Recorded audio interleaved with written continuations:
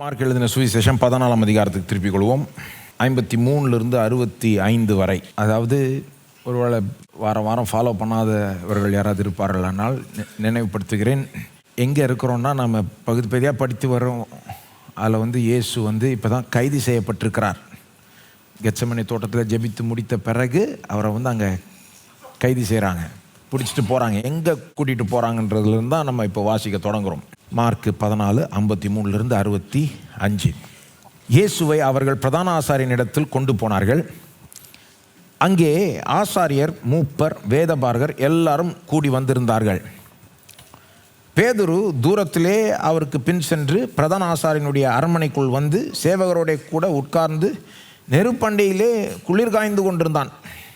அப்பொழுது பிரதான ஆசாரியரும் ஆலோசனை சங்கத்தார் அனைவரும் இயேசுவை கொலை செய்யும்படி அவருக்கு விரோதமாக சாட்சி தேடினார்கள். அகப்படவில்லை. அநேகர் அவருக்கு விரோதமாக பொய் சாட்சி சொல்லியும் அந்த சாட்சிகள் ஒவ்வவில்லை. அப்பொழுது சிலர் எழுந்து, கைவேலையாகிய இந்த தேவாலயத்தை நான் இடித்து போட்டு கைவேலை அல்லாத வேறொன்றை 3 நாளைக்குள்ளே கட்டுவேன் என்று இவன் சொன்னதை நாங்கள் கேட்டோம் என்று அவருக்கு விரோதமாய் பொய் சாட்சி சொன்னார்கள். அப்படி சொல்லியும் அவர்கள் சாட்சி ஒவ்வாமற் போயிற்று. அப்பொழுது பிரதான ஆசாரியன் எழுந்து நடுவே நின்று இயேசுவை நோக்கி, இவர்கள் உனக்கு விரோதமாய் சொல்லுகிறதை குறித்து நீ ஒன்றும் சொல்லுகிறது இல்லையா என்று கேட்டான். அவரோ ஒரு உத்தரவும் சொல்லாமல் பேசாதிருந்தார். மறுபடியும் பிரதான ஆசாரியன் அவரை நோக்கி, நீ ஸ்தோத்தரிக்கப்பட்ட தேவனுடைய குமாரனாகிய கிறிஸ்து தானா என்று கேட்டான். அதற்கு இயேசு, நான் அவர்தான். மனுஷகுமாரன் சர்வ வல்லவரின் வலது பாரசத்தில் வீற்றிருப்பதையும் வானத்தின் மேகங்கள் மேல் வருவதையும் நீங்கள் காண்பீர்கள் என்றார். பிரதான ஆசாரியன் இதை கேட்டவுடனே தன் வஸ்திரங்களை கிழித்து கொண்டு, இனி சாட்சிகள் நமக்கு வேண்டியது என்ன? தேவதூஷணத்தை கேட்டீர்களே, உங்களுக்கு என்னமாய் தோன்றுகிறது என்றான். அதற்கு அவர்கள் எல்லாரும், இவன் மரணத்துக்கு பாத்திரனாய் இருக்கிறான் என்று தீர்மானம் பண்ணினார்கள். அப்பொழுது சிலர் அவர் மேல் துப்பவும் அவருடைய முகத்தை மூடவும் அவரை குட்டவும் ஞான திருஷ்டினாலே பார்த்து சொல் என்று சொல்லவும் தொடங்கினார்கள். வேலைக்காரரும் அவரை கன்னத்தில் அறைந்தார்கள். இயேசு சிலுவையில் அறையப்படுறதுக்கு முன்பதாக முதலாவது அவர் ஒரு நீதிமன்றம் போல ஒரு இடத்துக்கு கொண்டு போகப்பட்டு அங்கே நியாயம் தீர்க்கப்பட்டு மரண தண்டனை போல ஒரு தீர்ப்பு அவருக்கு கிடைச்சாங்க. அதுக்கப்புறம் தான் சிலுவையில் அறையிறார்கள். அந்த வழக்கு விசாரணை அப்படின்னு எடுத்துக்கிட்டிங்கன்னா அதுக்கு ஒரு 2 பகுதி இருக்குது. அதாவது ஒன்று யூதர்கள் அவரை விசாரிக்கிறார்கள். இங்கே அதுதான் நடக்குது. யூதர்கள் அவங்களுடைய அந்த நீதிமன்றத்தில் ஆலோசனை சங்கம் அதில் அவர் அங்கே நிறுத்தி விசாரித்து நியாயம் தீர்த்து மரண தண்டனைக்கு பார்த்துருன்றாங்க. அதுக்கப்புறம் பிலாத்துக்கிட்ட கொண்டு போகிறாங்க. பிலாத்து ரோம அரசாங்கத்தினுடைய அந்த ஒரு தலைவர், அந்த இடத்துல இருக்கிற தலைவர், ஆளுநர். அவரும் விசாரித்து கடைசியாக அவர் தான் அந்த தீர்ப்பை கொடுக்குறார். அன்றைய உலகத்தில் ரோமர்களுடைய பர்மிஷன் இல்லாமல், ரோமர்களுடைய அப்ரூவல் இல்லாமல் ஒருத்தருக்கு மரண தண்டனை கொடுக்க முடியாது. யூதர்கள் மற்ற விதத்தில் தண்டிக்கலாம், விசாரிக்கலாம், தண்டிக்கலாம் கூட. ஆனால் மரண தண்டனை மட்டும் சட்ட பிரகாரமாக கொடுக்க முடியாது. அதுக்கு ரோமர்களுடைய ஒத்துழைப்பு தேவை, அவர்களுடைய அப்ரூவல் தேவை. அப்போ ரோமர் இல்லாமல் சிலுவையில் இயேசு அறைய முடியாது. ஏன்னா அவங்க அந்த இதை கடைசியாக இது பண்ணணும், உறுதிப்படுத்தி அதை ஆக்சுவலாக தீர்ப்பு அவங்க தான் கடைசியாக வழங்கணும். ஆனால் யூதர்கள் இல்லாமல் ரோமர்கள் இயேசு ஒன்றும் செய்யவும் மாட்டாங்க. ரோமர்களுக்கும் இதில் பங்கு இருக்குது. யூதர்களும் ரோமர்கள் தான் சிலுவையில் அறையணுன்ற தீர்ப்பை கொடுக்க போகிறாங்க இறுதியாக. அதுக்கு முன்னால் இது நடக்குது இந்த சம்பவம். ஆனால் யூதர்கள் இதை செய்யாமல் ரோமர்கள் ஒன்றும் செய்ய மாட்டாங்க. ஏன்னா ரோமர்களை பொறுத்த வரைக்கும் இயேசு ஒரு அமைதியான கேரக்டர். ரோமர்களை பொறுத்த வரைக்கும் இயேசுனால் எந்த பாதிப்பும் இல்லை. அவங்கள எந்த விதத்துலையும் அவர் டிஸ்டர்ப் பண்ணிக்கல. ஆனால் இந்த யூதர்கள் இருக்காங்களே, எல்லா யூதர்கள் கிடையாது, இந்த யூதர்கள். எந்த யூதர்கள்? இந்த யூத மத தலைமைத்துவம், அன்றைக்கு இருந்த யூத மதத்தினுடைய அந்த தலைவர்கள், அவர்கள் இயேசுனால் ரொம்ப டிஸ்டர்ப் பண்ணப்பட்டார்கள். அவங்கள எக்ஸ்போஸ் பண்ணி விட்டார் இவர். அவங்களுடைய மாய்மாலத்தை உலகத்துக்கிட்ட காமிச்சிட்டாரு. அப்போது அவங்க இயேசுவால் டிஸ்டர்ப் பண்ணப்பட்டாங்க பாருங்கள். ஒரு விதத்தில் அவர் எந்த தப்பும் செய்யலை, ஆனால் அவனுக்கு அப்படி இதாகிடுச்சு. எப்படியாவது அவரை காலி பண்ணிடணும் அப்படின்ற ஒரு எண்ணத்தோட இங்கே கொண்டு வராங்க, விசாரிக்கிறாங்க, நியாயம் தீர்க்கிறாங்க, தண்டிக்கிறாங்க. முதல்ல இங்கே என்ன நடந்து, இப்போ வாசித்தேன் இவ்வளோ பெரிய பகுதி 53 65 வரைக்கும் வாசித்தேன் நான். முதல்ல இங்கே என்ன நடந்தது என்பதை மேலோட்டமாக புரிஞ்சுக்கலாம். ரெண்டாவது, இங்கே நடந்ததுனுடைய மெய்யான அந்த கருத்தை ஆழமாக உணரணும். மூணாவது, இது நம்ம வாழ்க்கையில் அப்ளை பண்ணணும். முதலாவது, இங்கே இருக்கிற டீட்டெயில்ஸை மேலோட்டமாக புரிஞ்சுக்கலாம். அதாவது இயேசுவை கைது செய்து பிரதான ஆசாரியனுடைய அரண்மனைக்குள் கொண்டு போகிறாங்க. அங்கே அவருடைய எதிரிகள்லாம் கூடுகிறார்கள். அவங்க அந்த யூத சுப்ரீம் கோர்ட் மாதிரி நினச்சிக்கோங்க. அதனுடைய மெம்பர்ஸ் அவங்க யார்? அந்த வசனத்தில் சொல்லப்படுது, அவங்க அந்த ஆசாரியர்கள், மூப்பர்கள், வேதபாரர்கள். இவங்க தான் இயேசுவை 12ஆம் அதிகாரத்தில் மடக்க பார்த்தாங்க. கேள்வி மேலே கேள்வி கேட்டு அவரை எப்படியாவது மடக்கி ஏதாவது தப்பாக சொல்லுவாரான்னு பார்த்து ரோமர்கள்ட்ட போட்டு கொடுக்கலாம் அப்படின்லாம் ட்ரை பண்ணாங்க. இவங்க தான் இப்போ வந்துட்டாங்க. இயேசுவை பிடிச்சாச்சு, சரி இப்போது வேலையை கவனிக்கலாம் அப்படின்னு வந்திருக்காங்க. அப்போ அங்கே விசாரணைக்கு எல்லாம், வழக்கு விசாரணைக்கெல்லாம் ரெடி ஆகிட்டு இருக்கிற நேரத்தில் பேதுரும் உள்ளே அங்கே வந்துட்டார். எங்கே வந்துட்டார்னா, அந்த ஆக்சுவலாக அந்த இதுக்குள்ளே வரல, அந்த அரண்மனைக்குள்ளே வந்துட்டார். வெளியே அந்த வாசல் இடத்துல இருப்பார் போல இருக்குது. அதான் 54ஆம் வசனம் சொல்லுது இல்லையா? ஸோ எல்லாம் ரெடி பண்ண பிறகு அந்த விசாரணை தொடங்குறாங்க. என்ன பண்ணுறாங்க? சாட்சியில் கொண்டு வராங்க. இயேசுக்கு விரோதமாய் பேசுகிற சில சாட்சிகள். இயேசு இதை செஞ்சார், அதை செஞ்சார். என்ன பிரச்சனைனா, அதை சாட்சியை கண்டுபிடிக்கிறதே கஷ்டமாயிடுச்சு அவங்களுக்கு. 55லேருந்து 59 பார்த்தீங்கன்னா அந்த சாட்சிகள், இயேசுக்கு விரோதமாய் இது பேசின இந்த சாட்சிகள் அதை பற்றி எழுதப்பட்டிருக்கு பாருங்க. இவங்க என்னன்னா, இயேசு எப்படியா கொலை செஞ்சிடணும்னு முடிவு பண்ணிட்டாங்க. ஆனால் யூத சட்டத்தின்படி கொலை மட்டும் இல்லை, மரண தண்டனை மட்டும் இல்லை, நீங்கள் எந்த விதத்துலையும் ஒரு ஆளை குற்றஞ்சாட்டி ஒரு தீர்ப்பு கொடுக்கணும்னா அதுக்கு குறைஞ்சது 2 சாட்சி வேணும். அவங்க இந்த தப்பை செஞ்சாங்கன்னு சொல்கிறதுக்கு 2 சாட்சி வேணும். இயேசுட்ட என்ன பிரச்சனைனா, அவர் எந்த தப்பையும் செய்யலை. எந்த தப்பையும் செய்யாத ஆளுக்கு எதிர்த்து எப்படி 2 சாட்சியில் பிடிக்கிறது? அதனால் கஷ்டப்பட்டாங்க. ஆக்சுவலாக நீங்கள் மற்ற சுவிசேஷங்கள்லாம் வாசித்தீங்கன்னா, மத்தேயுலாம் வாசித்தீங்கன்னா, எப்படி காசு கொடுத்து பொய் சாட்சி சொல்கிறதுன்னு கூட்டின்னு வந்தாங்களாம். ஏன்னா அவங்களால இயேசுவை மடக்க முடியல, ரொம்ப கஷ்டமாக இருந்தது. கடைசியில் எப்படி கொண்டு வந்தாங்க இந்த பொய் சாட்சியில்? தேவாலயத்துக்கு விரோதமாக அவர் என்னமோ பேசின மாதிரி அந்த பொய் சாட்சிகள் சொல்கிறாங்க. அதான் 57ஆம் வசனத்தில் சொல்லப்படுது. கைவேலையாகிய இந்த தேவாலயத்தை நான் இடித்து போட்டு கைவேலை அல்லாத வேறொன்றை 3 நாளைக்குள்ளே கட்டுவேன். இந்த பொய் சாட்சிகள் என்ன சொல்கிறாங்க? இவர் சொன்னார், ஒரு பாயிண்ட்டை பிடிச்சிட்டாங்க இங்கே. ஏன்னா அவர் எந்த தப்பும் செய்யலை, ஆனால் ஆலயத்தை பற்றி ஒரு மாதிரி பேசினார், ஆலயத்தை அவமதிச்சு பேசிட்டாரு, அதில் பிடிச்சிடலாம் அப்படின்ட்டு. எப்படி சொல்கிறாங்க? அவர் ஆலயத்தை இடித்து 3 நாளில் நான் திரும்ப கட்டுறேன்னு சொல்லிட்டாரு அப்படின்றாங்க. தேவாலயத்தை பாருங்கள், இயேசு ஆலயத்தை பற்றி ஒரு காரியத்தை சொன்னார், ஆனால் அப்படி சொல்லலை.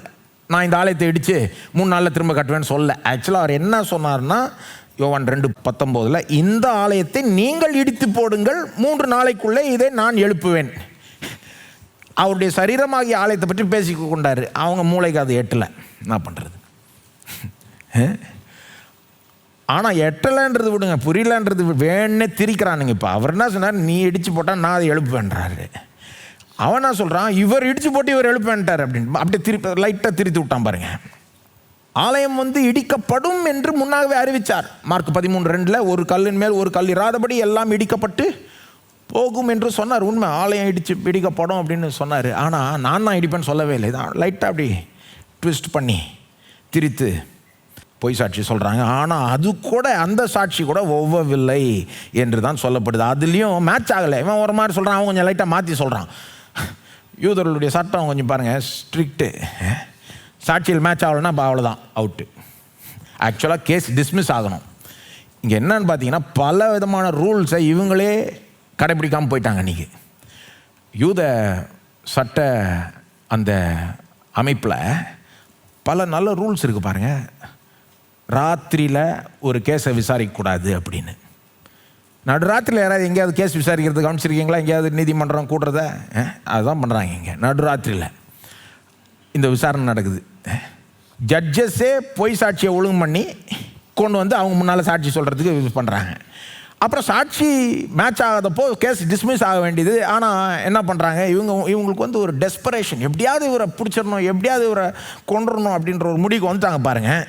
இவர் இருந்தால் நாம் இருக்க முடியாது, ஒன்று இவர் இருக்கணும் இல்லை நாம் இருக்கணும் அப்படின்ற மாதிரி அவங்க நினச்சிட்டாங்க. அதனால் என்ன பண்ணுறாங்க, பிரதான ஆசாரியனே அவர் தான் அங்கே சுப்ரீம் ஜட்ஜு மாதிரி வச்சுக்கோங்க. ஜட்ஜு வந்து கேஸை கேட்கறது தான் அவர் வேலை. அவரே இறங்கி இப்போ வந்து அக்யூஸ்டை விசாரிக்கிறார். இயேசுவை கேள்வி கேட்குறாரு. என்ன சொல்கிறாரு 60ஆம் வசனத்தில், இதோ இவ்வளோ சொல்கிறாங்களே உமக்கு எதிர்த்து, இவ்வளோ பேர் சாட்சி சொல்கிறாங்களே, இதுக்கெல்லாம் இன்னும் நீர் பதில் சொல்லி. ஏன்னா வழக்கமாக ஒருத்தர் எதிராக சாட்சி சொன்னாங்கன்னா அவங்க வந்து பதில் சொல்லுவாங்க, அந்த அக்யூஸ்ட் பர்சன் வந்து பதில் சொல்லுவாங்க.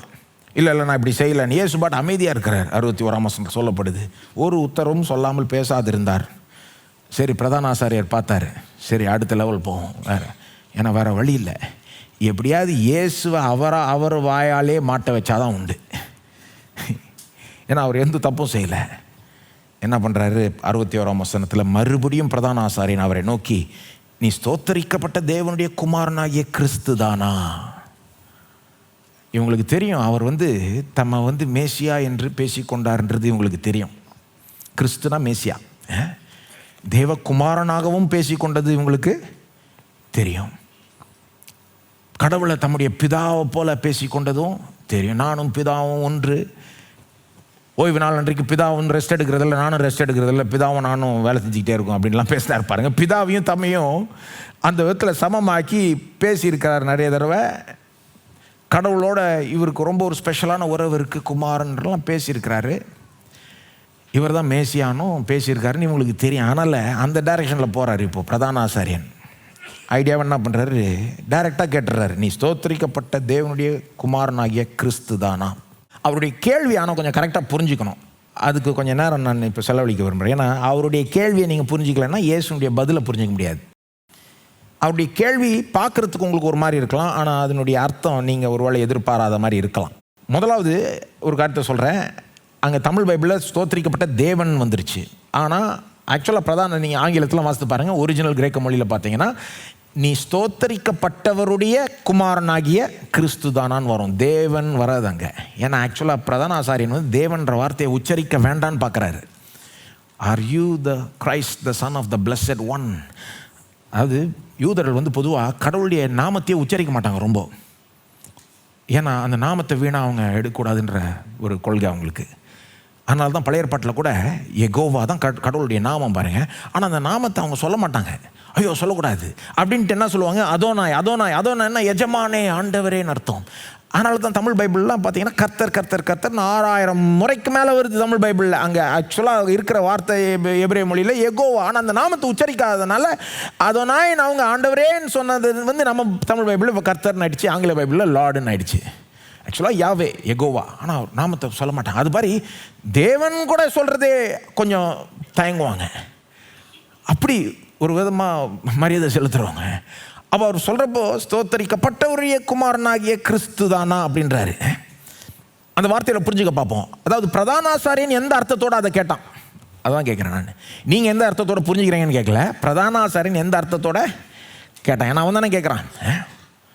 கிறிஸ்துன்னு என்ன அர்த்தம்? மேசியா. கிறிஸ்துன்னு என்ன அர்த்தம்? மேசியா. உங்களுக்கு தெரியும், பிரதான ஆசாரியனுக்கும் தெரியும். ஆனால் நீங்கள் மேசியா நினைக்கிறப்போ ஒரு விதமாக நினைப்பீங்க. நீங்கள் எப்படி நினைப்பீங்க? உலகத்தையே ரட்சிக்க வந்த அந்த நபர் அவர் தான் மேசியா.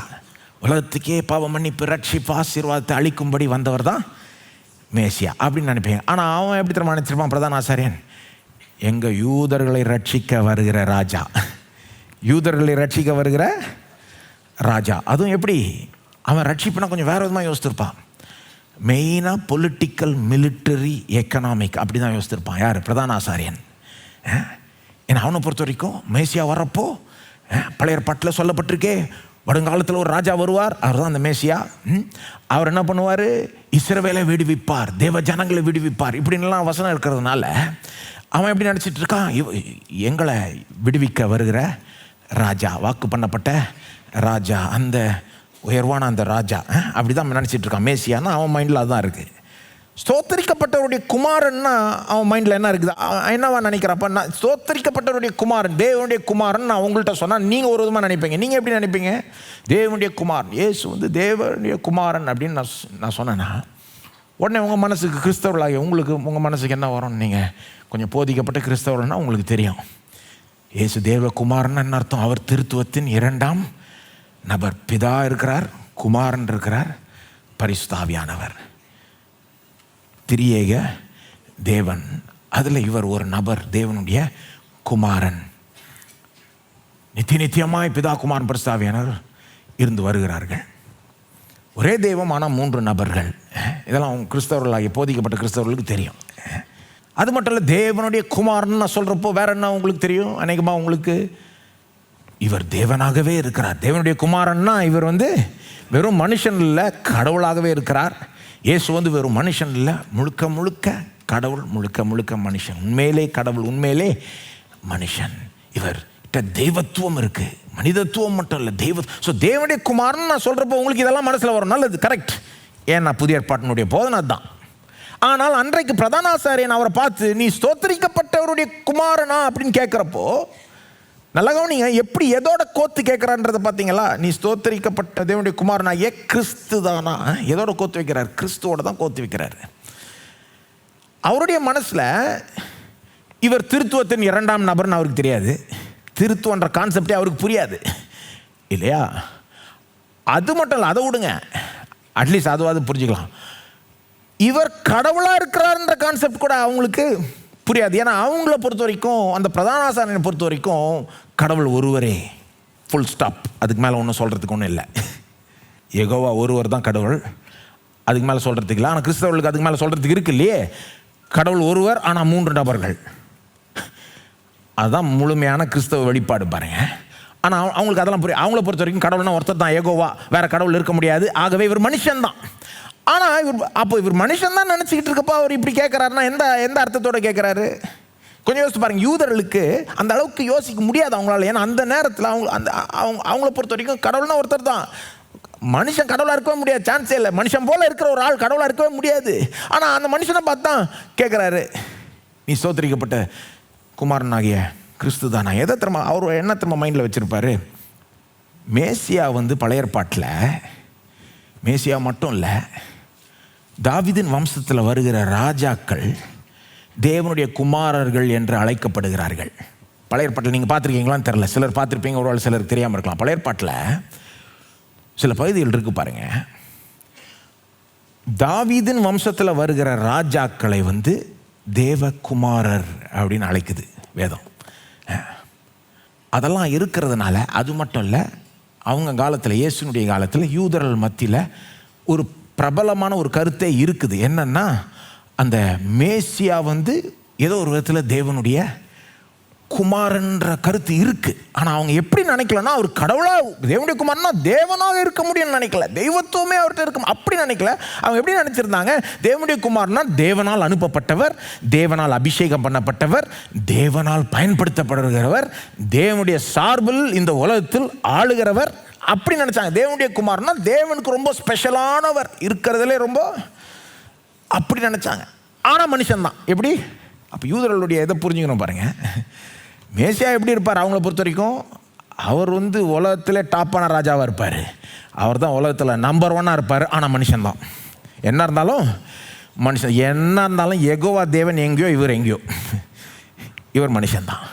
அப்போ இவர் கேட்குறாருன்னா பாருங்க, இதுக்கு ஆதாரம் வேணும்னா நீங்கள் 2 சாமுவேல் 14 எல்லாம் வாசித்து பார்க்கலாம். நான் அவனுக்கு பிதாவாக இருப்பேன், அவன் எனக்கு குமாரனாக இருப்பான். அந்த வசனத்தை கிறிஸ்தவர்கள் பார்த்து இயேசுவை பற்றின்னு சொல்லுவோம். நாம யூதர்கள் பார்த்து இல்லை அது சாலமன் ராஜாவை பற்றி தான் வாங்க.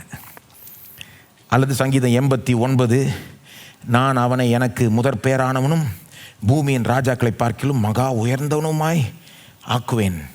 அதாவது இந்த மேசியா ராஜாவை, தாவீதின் வம்சத்தில் வரப்போகிற ராஜாவை, சங்கீதம் 89 மேசியாவை பற்றி பாருங்க. அவரை பூமியின் ராஜாக்களை பார்க்கிலும் மகா உயர்ந்தவனாக ஆக்குவேன்றார் தேவன்.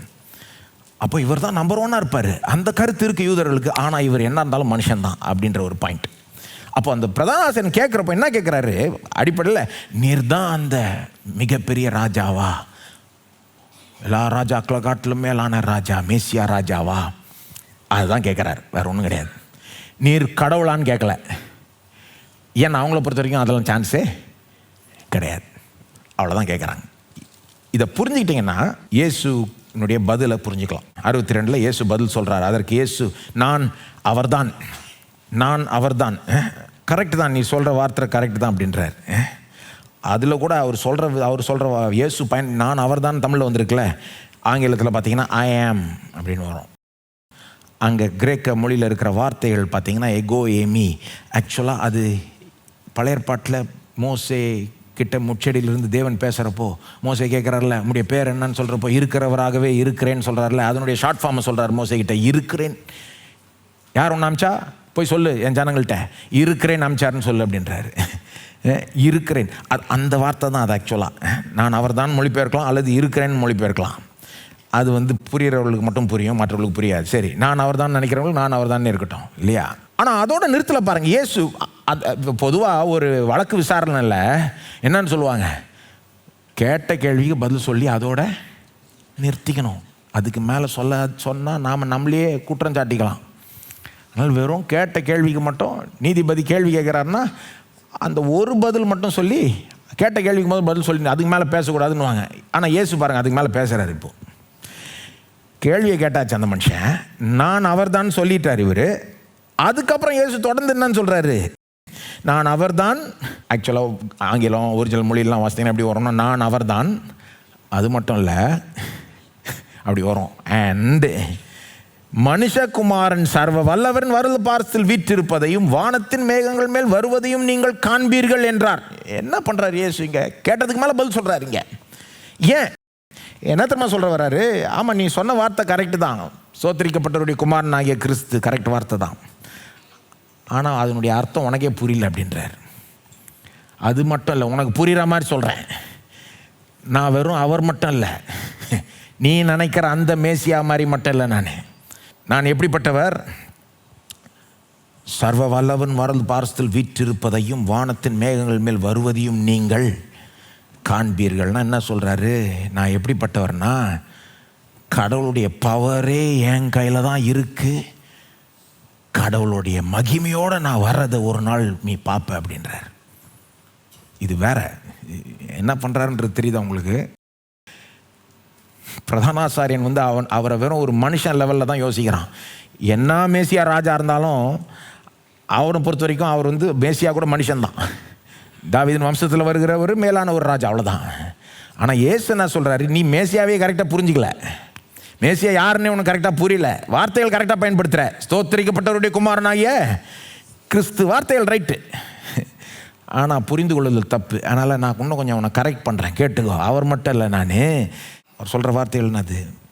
மனுஷகுமாரன் சர்வ வல்லவன் வலது பார்சல் வீற்றிருப்பதையும், அதாவது தேவனுடைய பவரே எங்கள் மனுஷகுமாரனா தன்னையே சொல்லிக்கிறார் இல்லையா?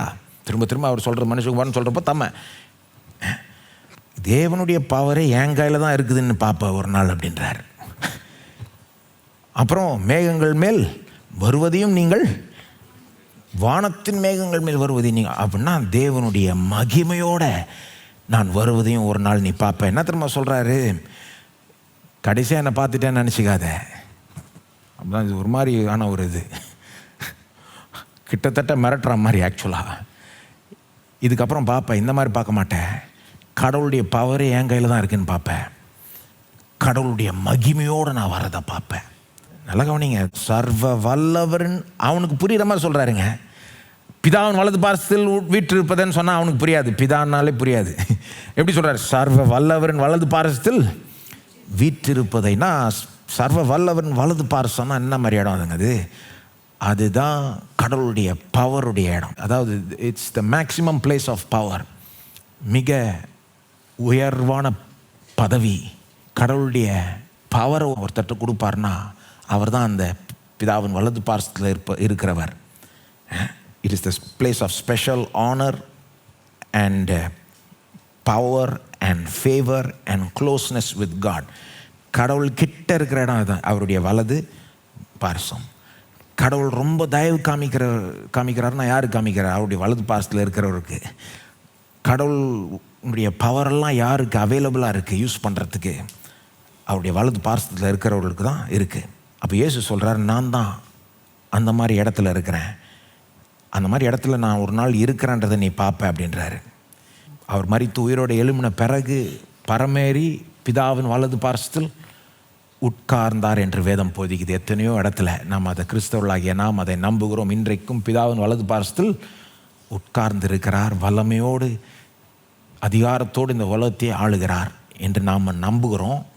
ஆனால் நம்ம கண்கள் இன்னும் அதை பார்க்கல. ஏசு அந்த மனுஷனை பார்த்து சொல்கிறார், ஒரு நாள் உன் கண்ணு பார்க்குன்றாரு. எல்லா பவரும் என் கையில் தான் இருக்குன்னு. கடவுளுடைய பவரே என் கையில் தான் இருக்குது. அது மட்டும் இல்லை, மேகங்கள் மேல் வருகிறதையும் நீ காண்பாய். பழைய ஏற்பாட்டு தெரிஞ்சவங்களுக்கு தெரியும், ஒருத்தர் மட்டும்தான் மேகத்தின் மேலே வருவார். யார்? கடவுள், யெகோவா தேவன். மேகங்கள் மேல் வர்றது பழைய ஏற்பாட்டில் வேறு யாருமே கிடையாது. யார் இது? யெகோவா தேவன். ஆனால் காமிக்கிறேன் நான், 1-2 பகுதிகள் இருக்குது, வேறு ஏதோ பேசுகிற மாதிரி தெரியும். ஆனால் அந்த பிரதான ஆசாரியனுக்கு என்ன தெரிஞ்சிருக்கணும்? மேகங்கள் மேல் வர்றது கடவுள் தான். அப்போ இவர் என்ன சொல்கிறாரு? மேகங்கள் மேல் நான் வருகிறத நீ காண்பாய்னா என்னங்க அர்த்தம்? கடவுளுடைய மகிமையோடு வருவேன் நான். என்ன பண்ணுறாரு தெரியுதா இயேசு? அவன் சொல்கிறான், நீர் இந்த உயர்வான மனுஷனா, மேசியாவா அப்படின்றான். இவர் சொல்கிறாரு, ஆமாம், ஆனால் நீ சொல்கிற மாதிரி மட்டும் இல்லை, அதை விட பெரிய ஆள் நன்றாரு. தம்ம கடவுளுக்கே சமமாய் பேசி கொள்கிறாருங்க. அது அவனுக்கு நல்லா புரிஞ்சிருக்கும். உங்களுக்கு புரியுதான்னு தெரில. அவனுக்கு நல்லா புரிஞ்சிருக்கணுன்றது எனக்கு எப்படி தெரியும்? 63, 64 அவனுடைய ரியாக்ஷனை பாருங்க. பிரதான ஆசாரியன் இதை கேட்ட உடனே தன் வஸ்திரங்களை கிழித்து கொண்டு, இனி சாட்சிகள் நமக்கு வேண்டியது என்ன? தேவ தூஷணத்தை கேட்டீர்களே, உங்களுக்கு என்னமாய் தோன்றுகிறது அப்படின்னு எல்லாரையும் பார்த்து கேட்குறான். அதற்கு அவர்கள் எல்லாரும், இவர் மரணத்துக்கு பாத்திரனாக இருக்கிறான் என்று தீர்மானம். என்ன தெரியுது? அவங்களுக்கு புரிஞ்சிருச்சு. உங்களுக்கு புரிஞ்சுதான்னு தெரில. சிலருக்கு இது இந்த பகுதி புரியாது பாருங்கள். சிலர் பார்த்து தப்பாக வியாக்கியானம் பண்ணுவாங்க. என்ன சொல்லுவாங்க? இப்போ பாருங்கள், அவர் தேவனுடைய குமாரனான்னு கேட்டார், இவர் மனுஷகுமாரன்ட்டார். ஒன்றும் தெரியாதவங்க அப்படி பேசுவாங்க பாருங்கள். ஆக்சுவலாக இந்த பகுதியில் என்ன தெரியுமா உண்மை? அவன் பேசுகிற தேவகுமாரனை விட, அவன் மைண்டில் இருக்கிற தேவகுமாரனை விட இயேசு சொல்கிற மனுஷகுமாரன் தான் ஹையர் இந்த பகுதியில். இது அவனுக்கு நல்லா தெரியும். இயேசு நான் அவர்தான் சொல்லி நிறுத்தியிருந்தா இந்த அளவுக்கு போயிருக்குமான்னு எனக்கு தெரியல. ஏன்னா நான் மேசியான்னு ஒத்துக்கிட்டார், அவ்வளோதான். நிறுத்தாமல் அவன் கேட்காததுக்கும் பதில் சொல்கிறார் இவர். அது மட்டும் இல்லைப்பா, நீ நினைக்கிறத விட ரொம்ப பெரிய ஆளுன்றாரு. தேவனுக்கு சமமாய் பேசி கொள்றார். மேகங்கள் மேல் வருகிறதை காண்பாய். இது அவனுக்கு நல்லா புரிஞ்சிருச்சு. ஏன் தெரியுமா நல்லா புரிஞ்சுது? நீங்கள் யோசிக்கலாம், ஏன் நல்லா புரிஞ்சுதுன்னா, அவனுக்கு தெரியும் இயேசு என்ன பண்ணுறாருன்னா 2 பழைய ஏற்பாட்டு பகுதியில் கோத்து பேசுகிறாரு, சேர்த்து பேசுகிறாரு. எந்த பகுதியில் தெரியுமா? தானியேல் 7:13 மற்றும் சங்கீதம் 110:1. உங்களுக்கு தெரியுமான்னு தெரியல, அவனுக்கு தெரியும். ஆனால் அவங்களுக்கு பழைய ஏற்பாடு தண்ணி பாடமாக தெரியும். இந்த பகுதிகள் ரொம்ப ரொம்ப முக்கியமான பகுதிகள். இயேசு வாழ்ந்த காலத்தில் மேசியா வருவார் அப்படின்னு எதிர்பார்த்து கொண்டிருந்த காலத்தில் இந்த பகுதியில் அவங்களுக்கெல்லாம் நல்லா தெரியும் பாருங்கள். அவங்களுக்கு நல்லா தெரியுது இயேசு அதை தான் சொல்கிறாருன்னு. தானியேல் 7:13 தெரிஞ்சுதுன்னா உங்களுக்கு என்ன தெரியும்? தானியேல் 7:13 என்ன சொல்லுது? தரிசனங்களிலே நான் பார்த்து கொண்டிருக்கையில் ஒரு தரிசனத்தை காணுகிறான் தானியேல், இதோ மனுஷகுமாரனுடைய சாயலான ஒருவர். நல்லா கவனிங்க, அதை எப்படி இருக்கிறார் பார்க்கறதுக்கு தரிசனத்தில் இந்த ஆள்? இது கடவுளை போல இல்லை, மனுஷகுமாரனுடைய சாயலான ஒருவர் வானத்து மேகங்களுடனே வந்தார். வழக்கமாக பழைய ஏற்பாட்டில் அப்படி பார்க்க மாட்டீங்க. யெகோவா தான் வானத்தின் மேகங்கள். ஆனால் இங்கே மனுஷகுமாரனுடைய சாயலான ஒருவர் வானத்து மேகங்களுடனே வந்தார். அவர் நீண்ட ஆயுசு உள்ளவர் இடம் மட்டும் அவர் இன்னொருத்தர் அண்டை அவரும் ரொம்ப பெரிய ஆளாக இருக்கிறார். நீண்ட ஆயுசு பெரிய ஆள், கடவுள் நீண்ட ஆயுசுள்ளவரிடம் மட்டும் அவர் சமீபத்தில் கொண்டு வரப்பட்டார். சகல ஜனங்களும் ஜாதியாரும் பாஷைக்காரரும் அவரை சேவிக்கும்படி அவருக்கு கர்த்தத்துவமும் மகிமையும் ராஜரிகமும் கொடுக்கப்பட்டது. அதாவது எல்லா பூமியே அவரை சேவிக்கும்படி அப்படிப்பட்ட ஒரு ராஜ்யம் அவருக்கு கொடுக்கப்பட்டது. யாருக்கு? மனுஷகுமாரனுடைய சாயலில் இருக்கிற இந்த மேகத்தின் மேல் வந்தவருக்கு. இந்த நீடித்த ஆயுசு உள்ளவர்ன்ற இன்னொருத்தர் ஒரு ராஜ்யத்தை தராராம். என்ன மாதிரி ராஜ்யம்? பூமியை இவரை சேவிக்கணும். ஆக்சுவலாக சேவிக்கணுன்ற வார்த்தை அங்கே பூமியை இவரை ஆராதிக்கணும்னு அர்த்தம். ஆக்சுவலாக அப்படி மொழிபெயர்க்கல. அவருடைய கர்த்தத்துவம் நீங்காத நித்திய கர்த்தத்துவமும் அவருடைய ராஜ்யம் அழியாததுமாய் இருக்கும். பேசுகிறத பார்த்தா கடவுளை பற்றி பேசுகிற மாதிரி தெரியுது. ஆனால் பார்க்குறதுக்கு எப்படி இருக்கிறாராம் இவர்? மனுஷகுமாரனுடைய சாயலில் இருக்கிறார். வர்றதை பார்த்தா கடவுள் மாதிரி பென்ஸில் வரல, ஃப்ளைட்டில் வரல, மேகத்தையே ரதமாக பயன்படுத்திட்டு வர்றாரு. கடவுள் ஒருத்தர் தான் அதை செய்வார். ஆனால் இவர் வர்றது, அதன் மேலே வர்றது மனுஷன மாதிரி இருக்கார் பார்க்குறதுக்கு. அப்போ பாருங்கள், இந்த பகுதிகளெலாம் அவங்களுக்கு நல்லா தெரியுங்க. இயேசு இதை தான் சொல்கிறாருன்னு அவங்களுக்கு நல்லா தெரியுது. அப்போ நீங்கள் கேட்கலாம், எப்படிங்க அவங்க நம்பலை? ஏன் தெரியுமா நம்பலை?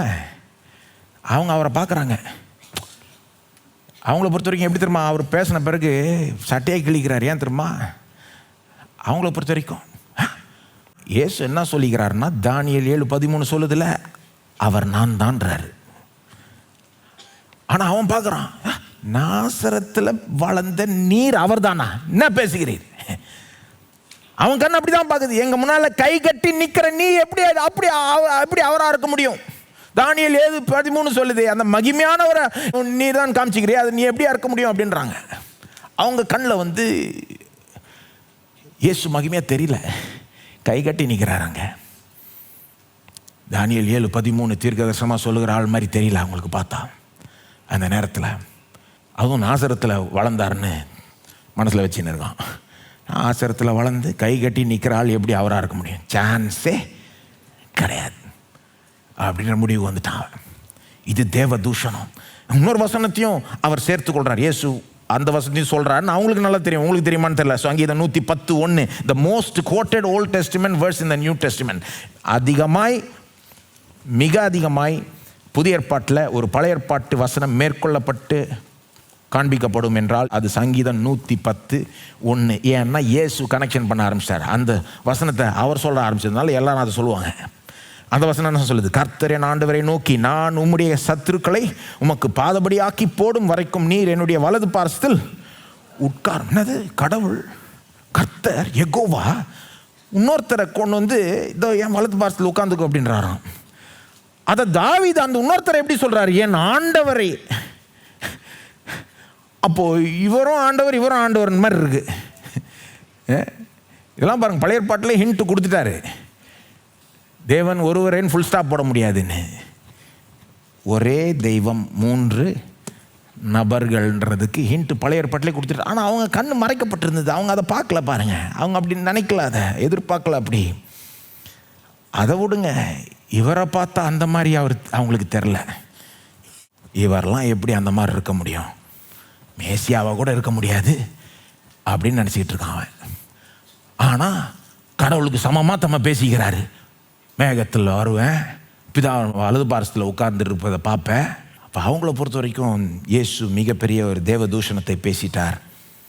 ஆனால் இயேசுவை பொறுத்த வரைக்கும் ஏன் அப்படி பேசினார்? அவனை கரெக்ட் பண்ணும்படி பேசினார், அவனை திருத்தும்படி. நீ சொல்கிற வார்த்தை கரெக்ட் தான், ஆனால் நீ இப்போ பத்தலை, நான் அதை விட பெரியவர் அப்படின்றாரு. அவருடைய மிகப்பெரிய மகிமை அங்கே வெளிப்படுத்துகிறாரு. அது மட்டும் இல்லை, அவன் என்ன நோக்கத்தோடு இந்த கேள்வியை கேட்டுக்கிட்டு இருக்கான், எப்படியாவது அவரை மடக்கணும்னு. மடக்கிறதுக்கு விடுறார் இயேசு. இந்த அப்படி இது போதும், தாராளமாக போதும். தம்முடைய மகிமையை வெளிப்படுத்துகிறாரு. அதே நேரத்தில் அவன் மடக்கிறதுக்கு டன், சீல், முடிஞ்சுது. இவ்வளோ பேசிட்ட பிறகு அவன் என்ன சொல்கிறான்? இதுக்கு மேலே சாட்சி என்னத்துக்கு? அவர் வாயாலே பேசிட்டாரே, கடவுளோட தம்மை சமமாக்கி கொண்டாரே, சட்டையை கிழிச்சு எல்லாம் சொல்கிறாங்க, மரண தண்டனைக்கு பாத்திரார். வேணுங்கனே பண்ணார் இயேசு. அடுத்து என்ன பண்ணுறாங்க? 65ஆம் வசனத்தில் சிலர் அவர் மேல் துப்பவும் அவருடைய முகத்தை மூடவும். இவங்கெல்லாம் நீதிபதிகள் தான் துப்புறாங்க. கொஞ்சம் யோசித்து பாருங்க, ஒரு கோர்ட்டில் நீதிபதி எந்திரிச்சு துப்புனா எப்படி இருக்கும்? அந்த மாதிரி இது. சிலர் அவர் மேல் துப்பவும் அவருடைய முகத்தை மூடவும் அவரை குட்டவும், முகத்தை ஒரு போர்வை மாதிரி போட்டு மூடிட்டு அவரை குத்துறாங்க. அப்படி பஞ்ச் பண்ணிட்டு, யார் அடித்தான்னு சொல்லு அப்படின்றாங்க. அதான் நீர் தான் மேசியா, சோத்தரிக்கப்பட்டவருடைய குமாரன், கடவுளுக்கு சமமாகவே பேசுகிறல்ல, அப்போது யாருன்னு சொல்லு பார்ப்போம் அப்படின்றாங்க. ஞான திருஷ்டினாலே பார்த்து சொல் என்று சொல்லவும் தொடங்கினார்கள். வேலைக்காரரும் அவரை கன்னத்தில் அறைந்தார்கள். இங்கே நீதிபதிகள் இப்படி செய்கிறத பார்த்துட்டு அவன் வேலைக்காரனும் அவனும் அறையிறான். இதில் என்னன்னா, இயேசு இப்போ தான் தம்மை கடவுளுக்கு சமமாய் பேசி கொள்கிறாரு. வரப்போகிற அந்த மேகங்கள் மேல் வரப்போகிற அந்த நபர் நான் அப்படின்றாரு. இவ்வளோ மகிமையாக பேசிட்டு, ஆனால் இவனுங்க இப்படி பண்ணுறாங்க, அப்படியே நிற்கிறார். ஒன்றுமே கிடையாது, நோ ரியாக்ஷன், எல்லாத்தையும் வாங்கிக்கிறார். நான் வெறும் மேசியா இல்லைப்பா, வெறும் உயர்ந்த ஒரு மனுஷன் மட்டும் இல்லை, நான் கடவுளேன்ற மாதிரி சொல்லிட்டு அப்படியே நிற்கிறார். அவன் துப்புறான், அரைகிறான், குத்துறான், கேலி செய்கிறான், அப்படியே நிற்கிறார். என்ன நடக்குதுன்றதை உணர்றீங்களா? இங்கே மேலோட்டமாக புரிஞ்சுக்கிட்டோம். ஆனால் இங்கே என்ன நடக்குது? இங்கே மிக மெய்யான அந்த முக்கியமான கருத்து என்னது? அதை உணரணும். அது என்னன்னா, மிகப்பெரிய ராஜா, மிகப்பெரிய நீதிபதி, மாம்சத்தில் வந்த கடவுளையே குற்றவாளி கூண்டுக்குள்ள வச்சிட்டாங்க. நீதிபதியை குற்றவாளி கூண்டுல வச்சு அங்கே அவங்க முன்னால் நிறுத்தி அவரை விசாரித்து அவரை நியாயம் தீர்த்து அவர் தேவதூஷணம் பண்ணிட்டாருன்றான். ஆக்சுவலாக அவன் தான் தேவதூஷணம் பண்ணது. அவர் உண்மையை பேசினார், சத்தியத்தை பேசினார். இவ்வளோ நாளாக கொஞ்சம் மறைச்சிட்டு இருந்தார் தம்முடைய ஐடென்டிட்டியை, தம்முடைய அடையாளத்தை. அற்புதம் செஞ்சுட்டு சொல்லாதேன்னுவார், நான் மேசியான்னு மற்றவங்களுக்கு சொல்லிக்காத அப்படின்வார். ஆனால் இப்போ பப்ளிக்காக ஒத்துக்கிறார், உண்மையை பேசினார். அவர் மேசியா மட்டும் இல்லை, அவன் நினைக்கிற மாதிரி அவர் உண்மையிலே முழுக்க கடவுள், உண்மையிலே கடவுள், உண்மையிலே மனுஷனாக இருக்கிறார். அவருடைய உண்மையான அடையாளத்தை வெளிப்படுத்துகிறாரு. அதை போய் தேவதூஷணன்ட்டு இவன் தீர்ப்பு கொடுக்குறான். இவன் தான் தேவதூஷணம் பண்ணான். இங்கே என்ன பண்ணுறாங்க? கடவுளையே குற்றவாளி கூண்டில் வச்சு நியாயம் தீர்ப்பளிக்கிறார்கள். யூ கேனாட் மிஸ் த ஐரனின்னு வாங்க பாருங்கள் ஆங்கிலத்தில். அவர் தான் இவங்களெல்லாம் நியாயம் தீர்க்கணும். அவர் தான் அங்கே நீதிபதி. அவர் தான் ஆக்சுவலாக பிரதான ஆசாரியர். அவன் கிடையாது. அவன் உருப்படியான பிரதான ஆசாரியன் தன்னை சொல்லிக்க கூட தகுதி இல்லாதவன். அவர் தான் பிரதான ஆசாரியர், அவர் தான் நீதிபதி, அவர் தான் ராஜா, அவர் தான் கடவுள், அவர் தான் அங்கே எல்லாரையும் நியாயம் தீர்க்க வேண்டியவர். ஆனால் அங்கே அவர் சும்மா நிற்கிறாரு. அவன் நியாயம் தீர்க்கிறான், அவன் அடிக்கிறான், என்ன வேணா பண்ணுறான், வாங்கிட்டு இருக்கிறாரு. அதான் C.S. லூயிஸ் ஒரு வார்த்தைகளை பயன்படுத்துகிறார் பாருங்கள் ஆங்கிலத்தில். அவருடைய வார்த்தைகள் இங்கே பொருந்தும். Here we find in the words of C.S. Lewis, God in the dock. டாக்குன்னு வாங்க ஆங்கிலத்தில். டாக்னா குற்றவாளி கூண்டு. கடவுளை குற்றவாளி கூண்டுக்குள்ளே நாம் இங்கே காணுகிறோம். நீதிபதி நியாயம் தீர்க்கப்படுகிறார். எவ்வளோ பெரிய ஒரு குற்றத்தை செய்தார்கள் அன்றைக்கு. அவங்க செஞ்ச பாவம் கொஞ்சம் நஞ்சம் கிடையாது. கடவுளே நியாயம் தீர்ப்பு, அவர் மீதே தீர்ப்பளிக்கிறான். ஆனால் அவங்க தான் அந்த பாவத்தை செஞ்சாங்கன்னு கிடையாது. எத்தனை பேர் அந்த பாவத்தை செய்கிறாங்க? கடவுளை குற்றவாளி கூண்டுக்குள்ளே வச்சு அவர் மீது தீர்ப்பளிக்க பார்க்குறாங்க. என்னத்தை சொல்லி கொண்டிருக்கிறேன்? எத்தனை பேர் இந்த உலகத்தில் கடவுள் தான் எல்லா தப்புக்கும் காரணர், உலகத்தில் நடக்கிற எல்லா அக்கிரமத்துக்கும் காரணர் கடவுள் தான், அவரை குற்றஞ்சாட்டி, அவரை கேட்குற கேள்வி கேட்டு, அவரை விரலை ஆட்டி அவருக்கு விரோதமாக பேசுகிறவர்கள் எத்தனை பேர் இருக்கிறார்கள்? யோசித்து பார்க்க வேண்டும். அவங்களாம் என்ன பண்ணுறாங்க? கடவுளை குற்றவாளி கூண்டுக்குள்ளே வைக்க பார்க்குறாங்க. என்னமோ அவர் தான் உலகத்தில் நடக்கிற எல்லா பிரச்சனைக்கும், பேரழிவுக்கும், எல்லா விதமான தீமைக்கும் காரணர் மாதிரி பேசிக்கிட்டு இருப்பாங்க. நல்லது நடந்தால் கடவுளுக்கு நன்றி சொல்ல மாட்டாங்க. உயிர் மூச்சையும் கொடுத்து, தாளந்து கிருபையெல்லாம் கொடுத்து, குடும்பத்தை கொடுத்து, வேலையை கொடுத்து நம்மளை வாழ வைக்கிறாரே ஒவ்வொரு நாளும் கடவுள், அவருக்கு நன்றி சொல்கிறது இல்லை. ஆனால் கெட்டது நடந்தால் அவர் தான் செஞ்சிட்டாருன்னு அவர் மேலே பழி சுமத்துறது, கேள்வி கேட்குறது. சிலர் அதை ரொம்ப எக்ஸ்ட்ரீமாக பண்ணுவாங்க, சிலர் அதை கொஞ்சம் மைல்டாக பண்ணுவாங்க.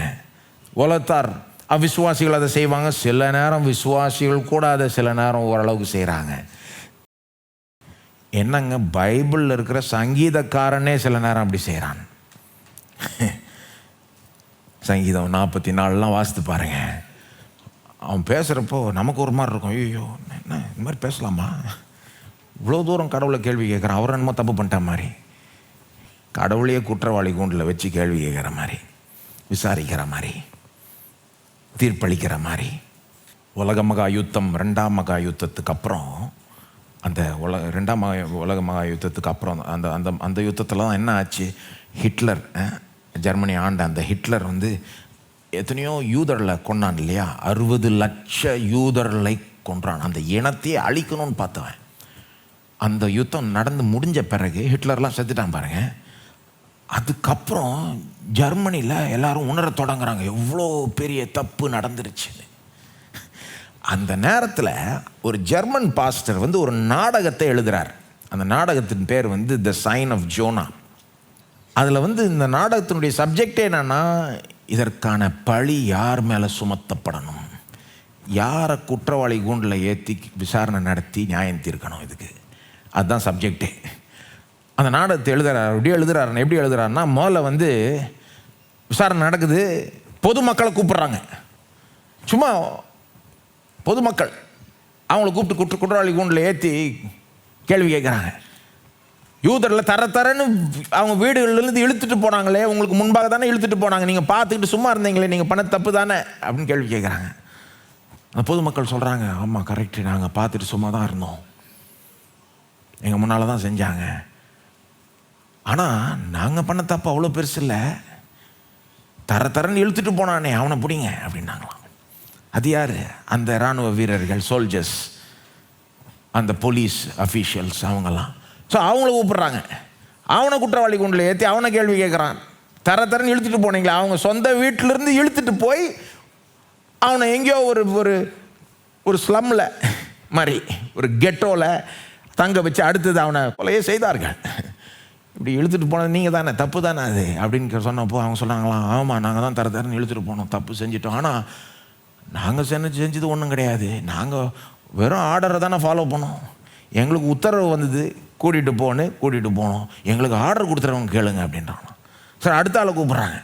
ஆர்டர் கொடுத்தான். அவன் சொல்கிறான், என்னுடைய மேலதிகாரி தான் ஆர்டர் கொடுத்தான். இந்த மாதிரி போயிட்டே இருக்குது. ஒவ்வொருவனும் அந்த அடுத்த ஆளை மேலே பழிய சுமத்துறான். இந்த மாதிரி டாப் வரைக்கும் போயிடுது. அவன் சொல்கிறான், கரெக்டு, நாங்கள் தப்பு செஞ்சிட்டோம் அப்படின்ற அந்த நேரத்தில் எல்லாரும் கோர்ட்டில் இருக்கிறாங்கன்னு நினைக்கிறேன். எல்லாருக்கும் ஒரு ஐடியா கிடைக்குது, நாம் எல்லாரும் தப்பு செஞ்சிட்டோம், ஆனால் நம்மளை விட பெரிய தப்பு செய்தவர் அவர். இப்படிப்பட்ட உலகத்தை உண்டாக்கினாரே அவர், இப்படி நடக்கும்படி அனுமதிச்சாரே அவர், அவரை பிடிங்க, அவரை குற்றவாளி கூண்டில் ஏற்றுங்க, கேள்வி கேளுங்கன்ட்டு அந்த நாடகத்தை எப்படி எழுதுறாருன்னா, கடவுளே கூண்டுக்குள்ளே கொண்டு வராங்க, கேள்வி கேட்குறாங்க, விசாரிக்கிறாங்க, நியாயம் தீர்க்கிறாங்க. நான் சொன்னது வந்து நிஜமாக நடக்கலை, அது ஒரு நாடகம். இப்போ நிஜமாக நடந்த ஒரு சம்பவத்துக்கு உங்களை கொண்டு போகிறேன் பாருங்க, காமிக்கிறேன். அது அந்த சம்பவத்தை காண்பிக்க விரும்புகிறேன். யாத்திராமம் 17ஆம் அதிகாரம். இது ரொம்ப முக்கியமான, இன்றைக்கு மார்க் 14 நாம் பார்க்குற பகுதியோட ரொம்ப சம்மந்தப்பட்ட ஒரு உண்மை சம்பவம் பழைய ஏற்பாட்டில் நடந்தது. யாத்திராமம் 17ஆம் அதிகாரம் 1-7 ஆகிய வசனங்கள். அங்கே பார்த்தீங்கன்னா இஸ்ரவேல் மக்கள் நன்றி கட்ட விதத்தில் நடந்துக்கிறாங்க. இப்போ தான் எகிப்திலிருந்து வெளியே கொண்டு வந்தார், அவங்கள வல்லமையோட அற்புத அடையாளத்தை காண்பிச்சு வெளியே கொண்டு வந்தார். தம்முடைய இறக்கத்தை அவங்களுக்கு காமிச்சார், வல்லமையை காமிச்சு வெளிப்படுத்தினார். எகிப்திலிருந்து வெளியே கொண்டு வந்து மட்டும் இல்லை, சிவந்த சமுத்திரம் 2ஆய் பிளந்து அவங்கள ரட்சித்து வெளியே கொண்டு வந்து, அதுக்கப்புறம் பார்த்தீங்கன்னா யாத்திரம் 15ஆம் அதிகாரத்தில் அந்த மாறான்ற இடத்துல கசப்பான தண்ணீர் இருக்கிற இடத்துல அந்த தண்ணீரை மதுரமாய் மாற்றி, அப்புறம் 16ஆம் அதிகாரத்தில் வானத்திலிருந்து மண்ணாவே வரவழைச்சு ஒவ்வொரு நாளும் மண்ணை அங்கிருந்து கொட்டுது. அது நடக்கிற நேரத்தில் 17ஆம் அதிகாரத்தில் திரும்ப இன்னும் ஒரு பிரச்சனை வந்துருச்சு. அது என்னது? தண்ணி திரும்ப இல்லை. எவ்வளோ நாளைக்கு இல்லைன்னு சொல்லப்படல, தண்ணி இல்லை, தாகம் எடுக்குது, கஷ்டப்படுறாங்க. அதனால் திரும்ப என்ன பண்ணுறாங்க? முறுமுறுக்கிறார்கள், கம்ப்ளைண்ட் பண்ணுறாங்க. எந்த அளவுக்கு போகுதுன்னா, ரொம்ப ஒரு மோசமான ஒரு நிலைக்கு போய் மோசையே கல்லறியற ஒரு நிலைக்கு போயிடுது. கிட்டத்தட்ட நடக்கல, ஆனால் மோசையை கிட்டத்தட்ட கல்லறியற நிலைக்கு போயிடுறாங்க. மோசே கடவுள்கிட்ட போய் சொல்கிறார், நீர் தான் இவங்களை கொண்டு வர சொன்னீங்க, நான் கொண்டு வந்தேன், இவங்களை வச்சு என்ன பண்ணுறது, நான் கல்லறிய ரெடியாக இருக்கிறான் அப்படின்றார். அப்போ தேவன் மோசையை பார்த்து சொல்கிறாரு, சரி வா வழக்கு விசாரிக்கலாம். அப்படி சொல்ல, ஆனால் ஆக்சுவலாக அங்கே அப்படி தான் நடக்குது. ஒரு வழக்கு விசாரணையை போல அங்கே ஒரு காரியம் நடக்குது என்று வேத வல்லுநர்கள், அதை படிக்கிறவர்கள் சொல்லுகிறார் பாருங்க, அதை ஆராயறவர்கள் சொல்கிறாருங்க. அது யாத்திரம் 17:1-7 கேர்ஃபுல்லாக வாசித்தீங்கன்னா, கவனமாக வாசித்தீங்கன்னா, அங்கே என்னமோ வழக்கு விசாரணை நடக்கிற மாதிரி நடக்குது. ஏன்னா அதுக்கு சில ஆதாரங்களை சொல்கிறாங்க பாருங்கள். அவங்க என்ன சொல்கிறாங்க, அங்கே அந்த இஸ்ரவேல் மக்கள் வந்து குற்றச்சாட்டுகளை கொண்டு வருகிறார்கள். ஒரு கோர்ட்டில் நீங்கள் ஒரு கேஸுக்கு போடுறப்போ ஒரு குற்றச்சாட்டை எழுப்பிட்டு போவீங்களா, எடுத்து அது ஃபைல் பண்ணுவீங்களா, சார்ஜஸ், அந்த மாதிரி அவங்க குற்றச்சாட்டை அங்கே கொண்டு வருகிறார்கள். அந்த குற்றச்சாட்டு என்ன மோசைக்கு விரோதமாய் கொண்டு வருகிறார்கள். என்ன மாதிரி குற்றச்சாட்டு? நாங்கள் சாகும்படி வனாந்தரத்தில் எங்களை கொண்டு வந்தீர், கொலை செய்யும்படி வனாந்தரத்தில் கொண்டு வந்தீரா அப்படின்ற மாதிரி வராங்க பாருங்க. they bring like a accusation against Moses. மோசேக்கு விரோதமாக குற்றச்சாட்டு எழுப்புறாங்கன்னா வெறும் மோசேக்கு விரோதமாக இல்லை, எல்லாம் மோசேக்கு விரோதமாக குற்றச்சாட்டு எழுப்புகிறார்கள்னா யாருக்கு ஆக்சுவலாக அவங்க யாரை குற்றம் சாட்டுறாங்க? தேவனை. ஏன்னா தேவன் தான் மோசையை கொண்டு வர சொன்னார். இப்போ என்ன சொல்கிறான், மோசே நீர் நாங்கள் சாகும்படிங்க கொண்டு வந்தீர், அப்போ ஒன்றை சாகடிக்கிறோம், கல் எறிகிறோம் அப்படின்றான் அவன். ஆனால் ஆக்சுவலாக அது தேவனுக்கு விரோதமாகவே எழுப்புகிற குற்றச்சாட்டு. ஏன்னா தேவன் தான் மோசையை சொல்லி இங்கே கொண்டு வர வச்சார்.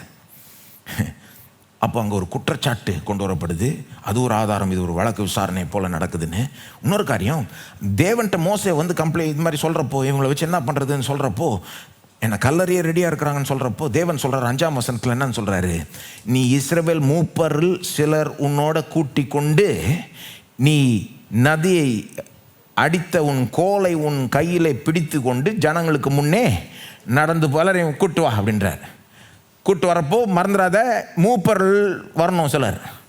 ஏன்னா அது அதான் சொல்கிறாங்க பாருங்க, மூப்பர்கள் ஏன் வராங்கன்னா ஒரு கேஸை விசாரிக்கணும், தீர்ப்பளிக்கணும்னா மூப்பர்களுடைய பிரசன்னத்தில் அது நடக்கணும், அவங்க வர்றது முக்கியம், அவங்களையும் கூட்டிகிட்டு வான்றாரு.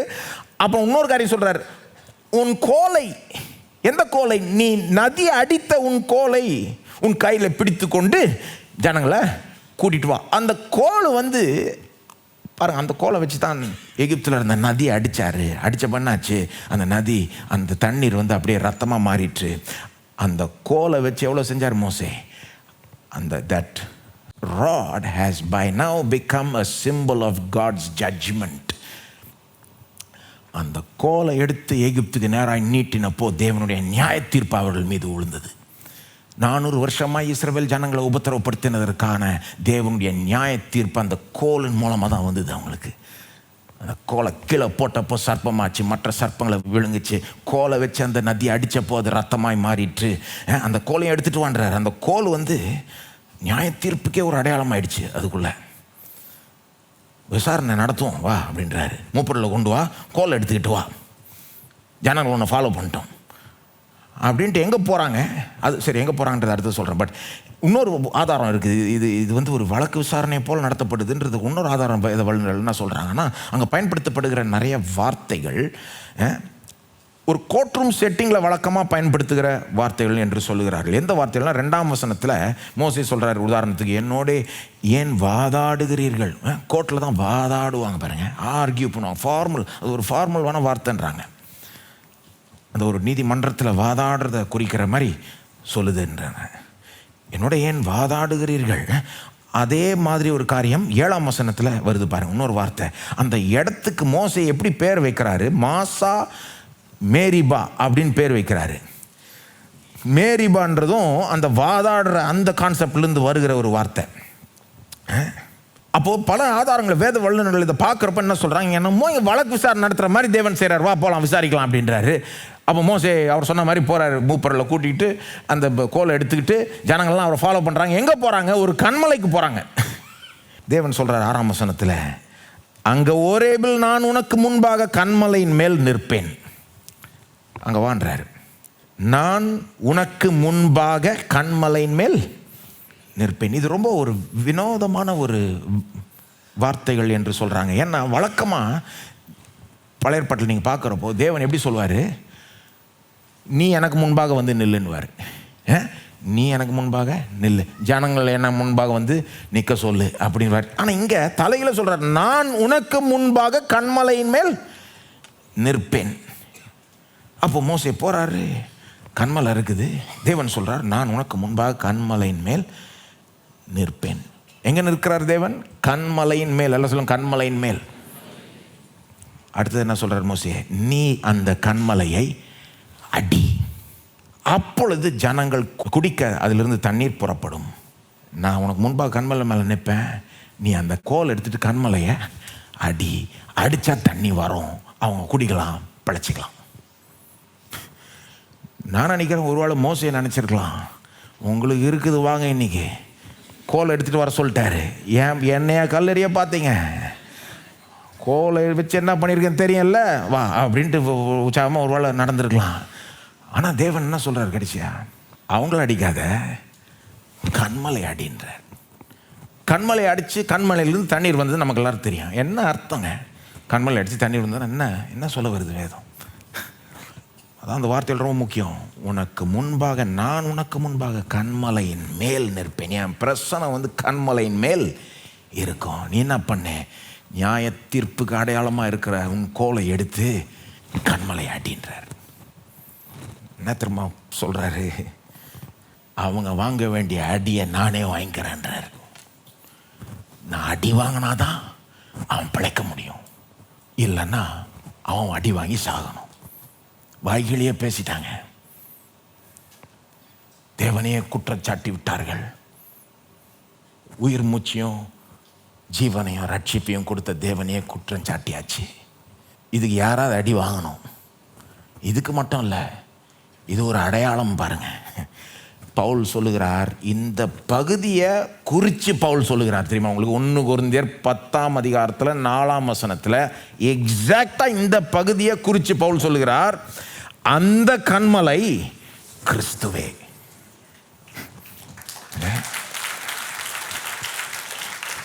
எனக்கும் இது நேற்று வரைக்கும் புரியல. நான் இதை அப்படி பார்த்ததே கிடையாது. எனக்கு தெரியும் பவுல் சொல்கிறார் அந்த கண்மலை கிறிஸ்துவன்னு. ஆனால் அதான் பாருங்கள், பைபிளை உன்னிப்பாக கவனிக்கிறப்போ அந்த ஒவ்வொரு வார்த்தை, கண்மலின் மேல் உனக்கு முன்பாக நிற்கிறேன்றாரு, கண்மலை அடின்றார். அப்படின்னா என்ன அர்த்தம்? நான் அந்த அடியை வாங்கிக்கிறேன்றார். அந்த நியாய தீர்ப்பு என் மேலே உழட்டுன்றார். அப்போ தான் அவங்க பிழைக்கலாம். கண்மலைக்கு வலிக்கலைங்க, அது வெறும் அடையாளம் தான். அதனுடைய உண்மையான நிறைவேறுதல் ஆக்சுவலாக எங்கே நடக்குது? கண்மலையின் மேல் அவர் நின்று அடி வாங்கிறது போல இயேசுவே, அவனுங்க குற்றவாளி கூண்டுக்குள்ள இயேசுவை ஏற்றலை, இயேசுவே அந்த கூண்டில் ஏறினார். அவனுக்கு முன்பாக கை கட்டி நின்னார். கடவுளே அந்த கூண்டில் நின்று அவன் சொல்கிறத வாங்கிக்கிட்டு அவன் தீர்ப்பை ஏற்றுக்கொண்டு அதற்கப்புறம் அடி வாங்க தொடங்கினார். இது தேவனே திட்டம் பண்ண ஒரு காரியம். அவனையும் இழுத்து பிடிச்சி கெத்செமனே தோட்டத்திலேருந்து அவரை கைது செஞ்சு இங்கே இழுத்து பிடிச்சி இங்கே உள்ள இந்த கூண்டில் நிற்க வச்சு தீர்ப்பு கொடுத்தானுங்கன்னு மட்டும் இல்லை, இதெல்லாம் தேவனே ஸ்கிரிப்ட் எழுதிட்டார். எழுதியிருக்கிறபடியே நடந்தது. இது மனித திட்டம் அல்ல, தேவனை இப்படி திட்டம் போட்டுட்டார். ஏன்னா எல்லா மனிதர்களும் செய்த பாவம் கொஞ்சம் நஞ்சம் இல்லை, பேசின பேச்சு கொஞ்சம் நஞ்சம் இல்லை. மனுஷனுடைய திமிருக்கும் துணிச்சலுக்கும் சில நேரம் எல்லையே இல்லை. ஒன்று மனிதர்கள் சாகணும், அடிக்கப்படணும், இல்லைன்னா கடவுளே அந்த அடியை வாங்கிக்கணும். அந்த நியாய தீர்ப்பை அவரே உறிஞ்சிக்கணும், அவரை ஏற்றுக்கொள்ளணும். சிலுவையில் அதுதான் நடக்குது.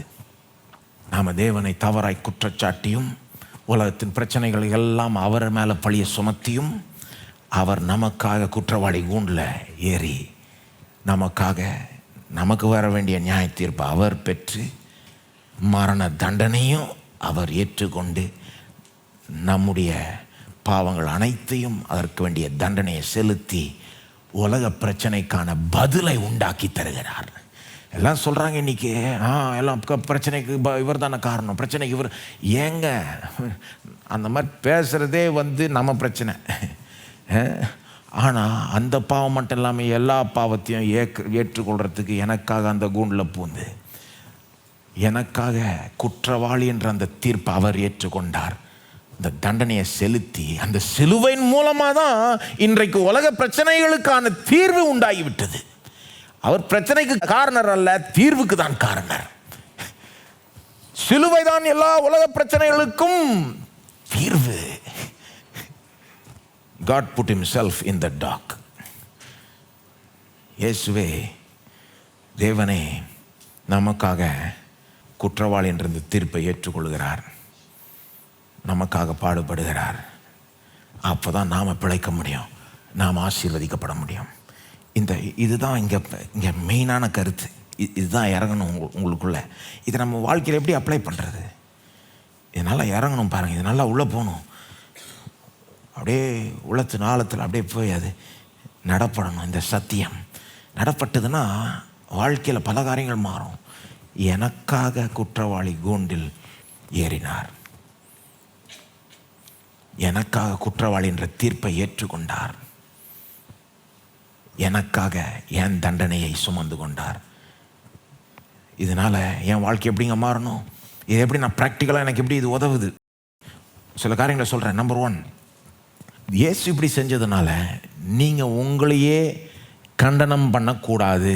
நீங்கள் உங்களையே ஏன் இயேசு இப்படி செஞ்சார்? இயேசு என்னுடைய இடத்த அந்த கூண்டில் எடுத்துக்கிட்டாருன்னா ஏன் எடுத்துக்கிட்டாரு? திரும்ப நான் போய் அந்த இடத்துக்குள்ளே புகுந்துட்டு ஆமாம் நான் குற்றவாளியோ என்னை போல் பாவி இல்லைன்னு சொல்கிறதுக்கா? இல்லை. அப்படி பாருங்கள், ஏன் அவர் நம்முடைய இடத்தை எடுத்துக்கொண்டார்? நாம் வாங்க வேண்டிய அடி அவர் ஏன் வாங்கினார்? நமக்கு வர வேண்டிய அந்த குற்றவாளின்ற அந்த தீர்ப்பு ஏன் அவருக்கு வந்தது? ஏன் அந்த கூண்டில் அவர் ஏறினார்னா நாம் அதில் ஏற தேவையில்லைன்றதற்காக தான். அதன் மூலமாய் நாம் விடுவிக்கப்படலாம், நாம் நீதிமான் என்ற தீர்ப்பை பெறலாம். கிறிஸ்துவுக்குள் நான் நீதிமான், எனக்காக அவர் குற்றவாளி என்ற தீர்ப்பை ஏற்றுக்கொண்டதுனால அது நிமித்தமாய் அவருக்குள் கிறிஸ்துவுக்குள் நான் நீதிமான் என்ற தீர்ப்பை ஏற்றுக்கொள்கிறேன். கிறிஸ்துவுக்குள் நான் நீதிமான். பரலோக சுப்ரீம் கோர்ட் என்னை பார்த்து இயேசு இப்படி எனக்காக செஞ்சதுனால, நான் அதை விசுவாசிக்கிறதுனால என் மீது என்ன தீர்ப்பு கூறுகிறது? கிறிஸ்துவுக்குள் இவன் நீதிமான் தான் என் மேல் உழுகிற தீர்ப்பு. நம்புறீங்களா? கிறிஸ்துவுக்குள் நான் நீதிமான் எல்லாம் சொல்லுங்க. கிறிஸ்துவுக்கு வெளியே நம்ம பாவிதாங்க. ஆனால் தேவன் ஒருபோதும் நம்மளை கிறிஸ்துவுக்கு வெளியே பார்க்கறது இல்லை. கிறிஸ்துவுக்கு வெளியே பார்த்தா நமக்கு அடுத்து இன்னொரு செகண்ட் வாடுறதுக்கு கூட ஒன்றும் தகுதி கிடையாது. தேவன் எப்போவுமே நம்மளை கிறிஸ்துவுக்குள்ளாக தான் பார்க்குறார். எப்போவுமே கிறிஸ்துவுக்குள்ளாக தான் பார்க்குறார். கிறிஸ்துவுக்குள்ளே நம்ம எப்போவுமே நீதிமான் தான். சில நேரம் நாம் நீதிமான போல வாழ்கிறதில்ல. சில நேரம் நம்முடைய கேரக்டரும் சரி, நம்முடைய நடத்தையும் சரி நீதிமான போல இல்லை. அந்த நேரத்தில் கூட தேவன் நம்மளை கிறிஸ்துவுக்குள்ள தான் பார்க்குறார். ஆகவே கிறிஸ்துவுக்குள்ள நாம் நீதிமான். நீதிமான்றது ஒரு லீகல் ஸ்டேட்டஸுங்க. அது ஒரு தீர்ப்பு. பரலோக சுப்ரீம் கோர்ட் நம் மீது கூறுகிற ஒரு தீர்ப்புங்க. அது நான் என் கேரக்டர் என் நடத்தையின் நீதிமான போல இருக்கிறதுனால நான் நீதிமான்ற தீர்ப்பை பெற்றுக்கொள்ள இல்லை. தீர்ப்பை எப்படிங்க பெற்றுக்கொண்டேன்? பாருங்க, ரோமரில் இதெல்லாம் போதிக்கப்படுது இல்லையா? ஒருவனாகிலும் நீதிமான் அல்ல, நீதிமான் ஒருவனாகிலும் இல்லை, எல்லாருமே பாவம் செய்து ஏகமாய் கெட்டு போனார்கள். ரோமர் 3 இந்த சத்தியம்லாம் அருமையாக போதிக்கப்படுது. 10ஆம் வசனத்தில் நீதிமான் ஒருவனாகிலும் இல்லை அப்படின்ட்டு 19 சொல்கிற 20ஆம் வசனத்துலாம் சொல்கிற. ரோமர் 3:20 நியாயப்பிரமாணத்தின் கிரியையினால் தேவனுக்கு முன்பாக நீதிமான் ஆக்கப்படுவது இல்லை. 20ஆம் வசனத்து பிற்பகுதி பாருங்கள். எந்த மனுஷனும் நியாயப்பிரமாணத்தின் கிரியைகளினாலே தேவனுக்கு முன்பாக நீதிமானாக்கப்படுவது இல்லை. அப்போ நான் நியாயப்பிரமாணத்தின் கிரியை செஞ்சதுனால, பைபிள் சொல்கிறத கரெக்டாக ஃபாலோ பண்ணதுனால நான் தேவனுக்கு முன்பாக நீதிமான் ஆக முடியாது. எந்த மனுஷனும் அப்படி ஆக்கப்படவே முடியாதுன்னு பவுல் சொல்கிறார். அப்போ எப்படி தான் ஆக்கப்படுறது? 23 பாருங்கள். எல்லாரும் பாவம் செய்து தேவ மகிமை அற்றவர்களாய். 24 பாருங்க. இலவசமாய் அவருடைய கிருபையினாலே கிறிஸ்து இயேசுவில் உள்ள மீட்பை கொண்டு நீதிமான்கள் ஆக்கப்படுகிறார்கள். எப்படி நாம் நீதிமான்கள் ஆக்கப்படுகிறோம்? இலவசமாய். எல்லாம் சொல்லுங்க, இலவசமாய். அவருடைய கிருபையினாலே கிறிஸ்து இயேசுவில் உள்ள மீட்பை கொண்டு நீதிமான்கள் ஆக்கப்படுகிறார்கள். எல்லாரும் பாவம் செய்து கெட்டு போயிட்டதுனால, யாருமே நீதிமானம் இல்லாததுனால எப்படி நீதிமான் பாருங்க. தமிழ் பைபிளில் எப்படி மொழிபெயர்த்திட்டாங்கன்னா நீதிமான்கள் ஆக்கப்படுகிறார்கள் மொழிபெயர்த்திட்டாங்க. நீதிமான்கள் திரும்ப திரும்ப அப்படி தான் வருது. நீதிமான்கள் ஆக்கப்படுகிறார். அது நல்ல மொழிபெயர்ப்பு அல்ல. நீதிமான்கள் ஆக்கப்படுகிறார்கள்னா எப்படி ஆகிடுது? எப்படி புரிஞ்சுக்கிறாங்க அதை? அந்த ஜனங்க எப்படி புரிஞ்சுக்கிறாங்க? ஓ, என்னை கேரக்டர் நீதிமான் ஆக்கிறாரு, என் வாழ்க்கை நீதிமான் போல் நான் வாழ்கிறேன், என்னை நீதிமான் ஆக்கிட்டார். அது இங்கே அர்த்தம் கிடையாது. அதுக்கு வேற கருத்து இருக்குது பைபிளில். நம்ம கேரக்டர் எப்படி மாற்றுறாரு, நம்மளை மறுபடியும் பிறக்க வைக்கிறாரு, அவருடைய வித்து நமக்குள்ளாக இருக்கிறது, நம்மளை பரிசுத்தப்படுத்துகிறாரு, நம்மளை பரிசுத்தத்தில் வளர வைக்கிறாருன்றது மற்ற பகுதியில் இருக்குது. இந்த சத்தியம் வேற. அது என்னுடைய நோக்கமே வேற. இந்த சத்தியம் என்னது? நீதிமான்கள் ஆக்கப்படுகிறார்கள் இல்லை. அது மொழிபெயர்ப்பு ஆங்கிலத்தில் ஜஸ்டிஃபைடுன்னு வரும் பாருங்க. நீதிமான்களாக எண்ணப்படுகிறார்கள், நீதிமான்கள் என்ற தீர்ப்பை பெறுகிறார்கள். அதுதான் அர்த்தம். ஆக்சுவலாக எல்லாரும் பாவம் செய்து மகிமையற்றவர்கள் போயிட்டதுனால இப்போ நாம் எப்படி நீதிமான்களாக ஆக்கப்படுகிறோம் அல்லது அப்படி எண்ணப்படுகிறோம்? இலவசமாய். எல்லாம் சொல்லுங்க, இலவசமாய் அவருடைய கிருபையினாலே கிறிஸ்து இயேசுவில் உள்ள மீட்பை கொண்டு. இதில் என்னுடைய பங்கு எங்கேயாவது இருக்கா? வெறும் விசுவாசம் தான். we are justified by grace through faith in Christ. கிறிஸ்துவில் பேரில் இருக்கிற விசுவாசத்தை கொண்டு கிருபையினாலே நாம் நீதிமான்கள் ஆக்கப்படுகிறோம். ரோமர் 8 பாருங்க. ரோமர் 8 பவுல் வந்து இந்த சத்தியத்தை நீதிமான்கள் ஆக்கப்படுகிறோம் தமிழ் பைபிளில் வருது. ஜஸ்டிஃபைட், நீதிமான்களாக எண்ணப்படுகிறோம் தேவனால். இது வந்து ஒரு லீகல் ஸ்டேட்டஸ் பாருங்க. பரலோ சுப்ரீம் கோர்ட்டில் தேவன் இந்த தீர்ப்பை கொடுக்குறார். அப்படி தான் அது புரிஞ்சுக்கணும். அதை வந்து ரோமர் முதல் 4 அதிகாரங்களில் சூப்பராக போதிக்கிறாரு. அப்புறம் கடைசியில் திரும்ப அதை கொண்டு வர்றாரு. ரோமர் 8:31 முன்னால் போதிச்செல்லாம் கொஞ்சம் ரிவ்யூ பண்ணுறாரு. இவைகளை குறித்து நாம் என்ன சொல்லுவோம்? தேவன் நம்முடைய பட்சத்தில் இருந்தால் நமக்கு விரோதமாக இருப்பவன் யார் அப்படின்ட்டு பாருங்க. 33 பாருங்க. தேவன் தெரிந்து கொண்டவர்கள் மேல் குற்றம் சாட்டுகிறவன் யார்? தேவனே அவர்களை நீதிமான்கள் ஆக்குகிறவர். அந்த மொழிபெயர்ப்பு.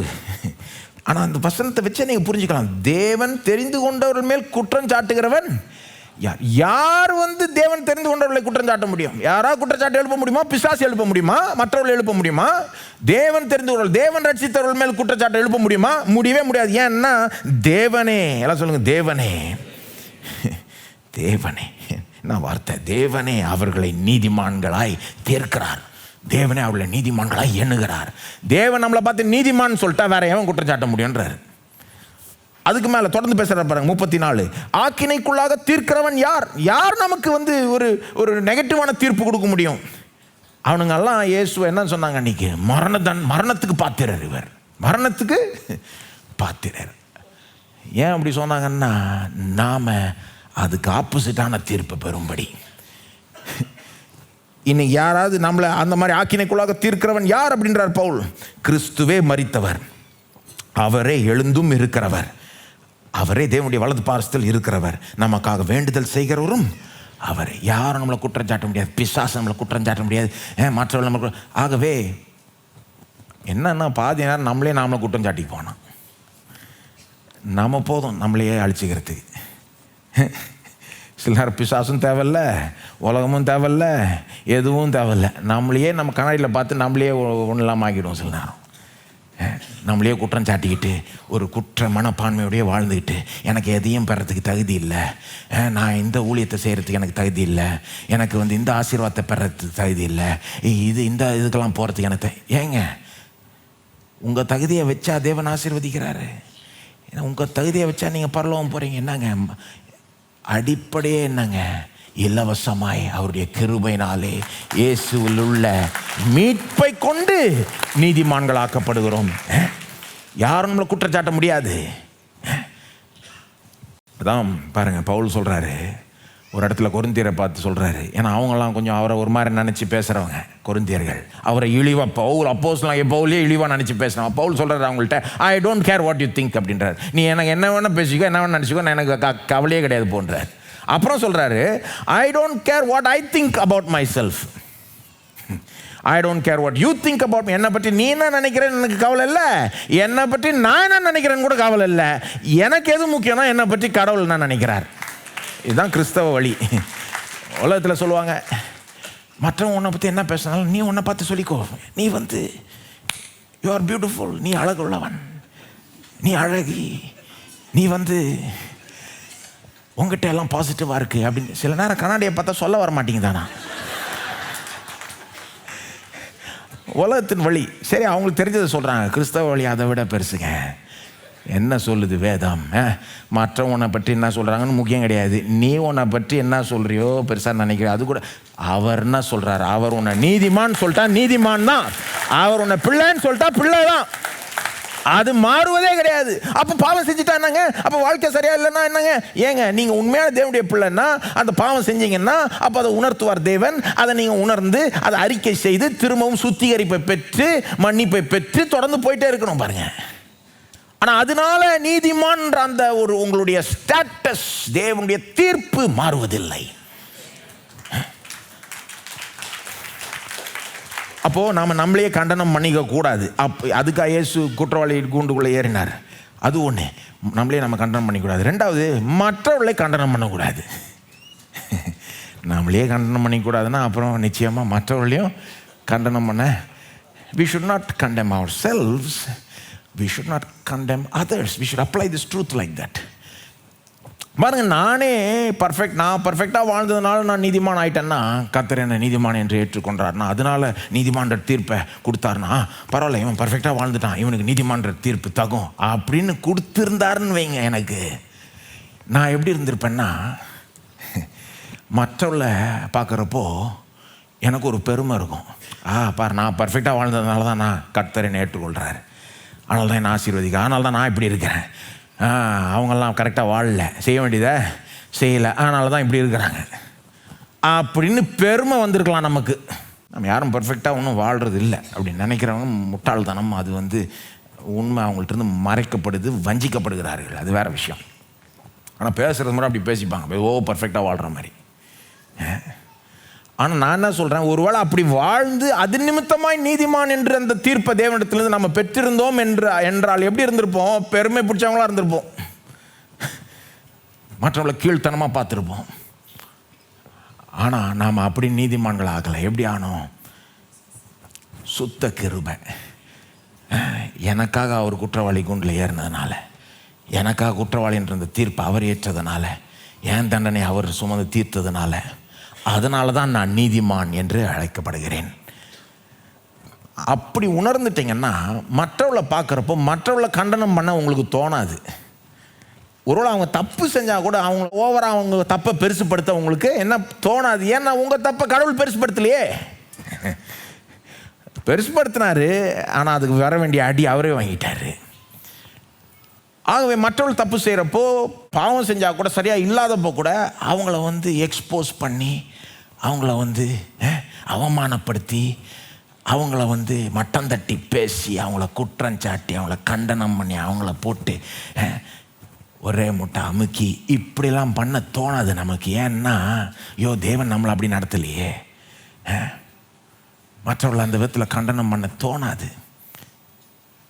மற்றவர்களை இரக்கத்தோடு பார்க்க தோணும். ஒருவேளை அவங்க தப்பு செஞ்சிட்டா கூட, சரி கடவுளுடைய கிருபை மட்டும் இல்லைன்னா நானும் அப்படி தான் இருப்பேன்னு பார்க்க தோணும். ஆகவே அவனுக்கு எப்படி கடவுளுடைய இரக்கத்தை காமிச்சு அவனை மனம் திரும்ப வச்சு திரும்ப வழிக்கு கொண்டு வர பார்க்கலான்னு தான் தோணும்.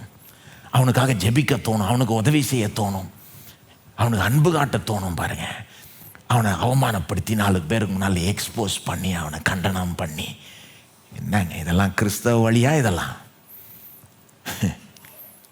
இந்த சத்தியம் உள்ள நல்லா இறங்கிடுச்சுன்னா, எனக்காக குற்றவாளி கூண்டில் ஏறினார்ப்பா, இவர் குற்றவாளின்ற தீர்ப்பை ஏற்றார்ப்பா, இப்படி தான் நான் நீதிமானானேன். ஆகவே மற்றவளை பார்க்குறப்போ எனக்கு ஒரு இரக்கத்தின் கண்ணோட பார்க்குறேன். மற்றவளை இழிவாக பார்க்க தோணாது. மற்றவளை ஒரு வேளை பார்க்குறது உலகத்தில் பாருங்கள், உலகத்தில் எப்பவுமே பிரிச்சுன்னு இருப்பான், இவங்கள விட கொஞ்சம் ஹையர், இந்த ஸ்டேட்டஸ் வேறு, இந்த ஸ்டேட்டஸ். ஆனால் கிறிஸ்தவர்கள் மத்தியில் அப்படி பார்க்க தோணாது, நமக்கு பார்க்க தோணக்கூடாது. ஏன்னா நமக்கு தெரியும் எல்லாரும் பாவம் செய்து ஏமா கெட்டு போனார்கள். நாம் எல்லாரும் எப்படி நீதிமான் ஆனோம்? இலவசமாய் அவருடைய கிருபையினாலே இயேசுவில் உள்ள மீட்பை கொண்டு தான் நீதிமான்களா ஆனோன்றதுனால யாரையுமே கீழ்த்தனமாக பார்க்க தோணாது. ஏன்னா எல்லாரும் ஒரே போட்டு தான்,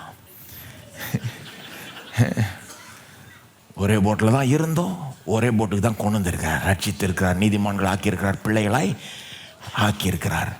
அப்போ மற்றவர்களை பார்க்கும்போது, நடத்தும்போது இரக்கத்தோடு அன்போடு நடத்த சொல்லும் இந்த சத்தியம். நீங்கள் இதை தியானிக்கணும். பாருங்கள், இது நல்லா உள்ளே இறங்கணும், நல்லா இறங்கணும் உங்கள் உள்ளத்துக்குள்ளே. உங்களையே கண்டனம் பண்ணிக்காதீங்க. அப்படின்னா இயேசு அதுக்காக போய் உங்களுக்காக கூண்டில் ஏறினார். மற்றவர்களையும் கண்டனம் பண்ணாதீங்க. அப்படி செஞ்சீங்கன்னா இது புரியலன்னு அர்த்தம். இன்னொரு அப்ளிகேஷன், சில நேரம் உலகத்தில் இயேசுக்கு நடந்த மாதிரி சிலருக்கு நடக்கும்போது, நம்ம இங்கே இயேசுக்கு இது இப்படி நடந்தது என்பதை பார்க்கும்போது, இந்த மாதிரி இயேசுக்கு நடந்தது போல் மற்றவர்களுக்கு நடக்கும்போது நாம் ரொம்ப ஷாக்காக ஆக மாட்டோம். ரொம்ப ஷாக்காக இருக்காது நமக்கு. அது மட்டும் இல்லை, ஒரு வேளை இது நமக்கே அல்லது பார்த்து கொண்ட யாருக்காவது இயேசுக்கு நடந்தது போல் ஏதாவது நடந்து கொண்டு இருந்ததுன்னா, இயேசுவை போல சந்திக்க நீங்கள் பலப்படுவீர்களாக. இதுதான் 3வது அப்ளிகேஷன்.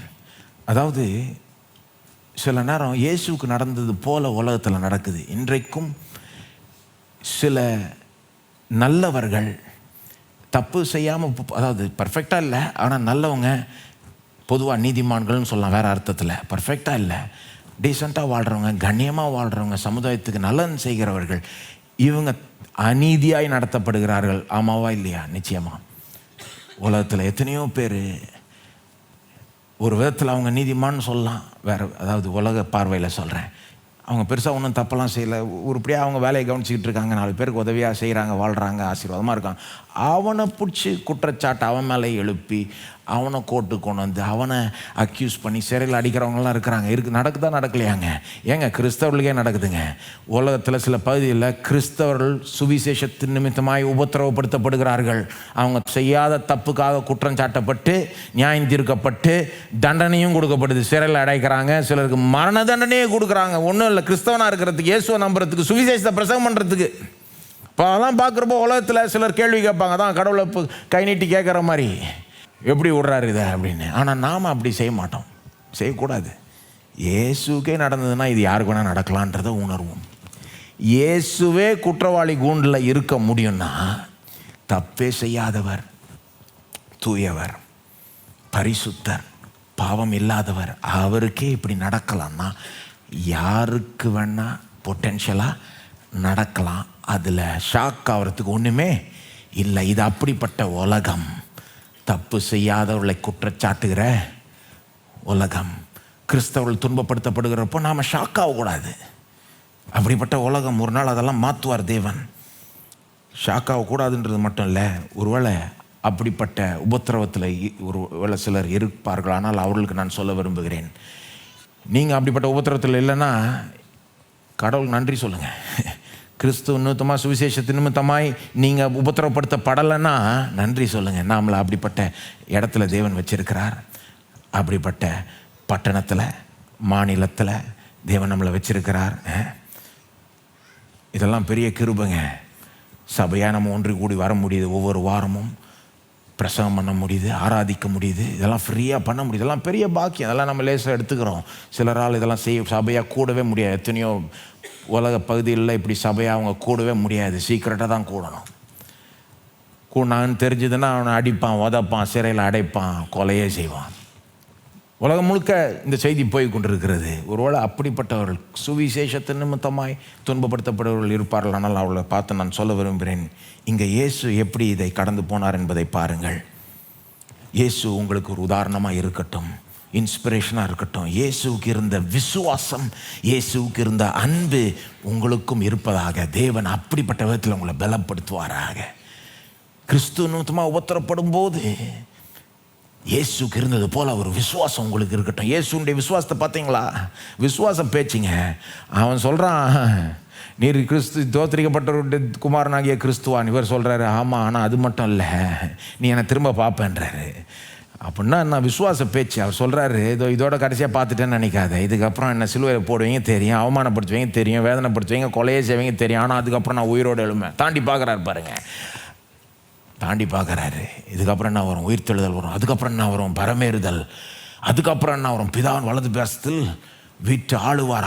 அதை பார்ப்பேன்றாரு. அதுக்கப்புறம் என்ன வரும்? ஒரு நாள் மகிமையா இந்த பூமிக்கு திரும்ப வருவார். அதுக்கப்புறம் என்ன வரும்? உலகத்தை ஆளுவார், அவனையும் நியாயம் தீர்ப்பார்.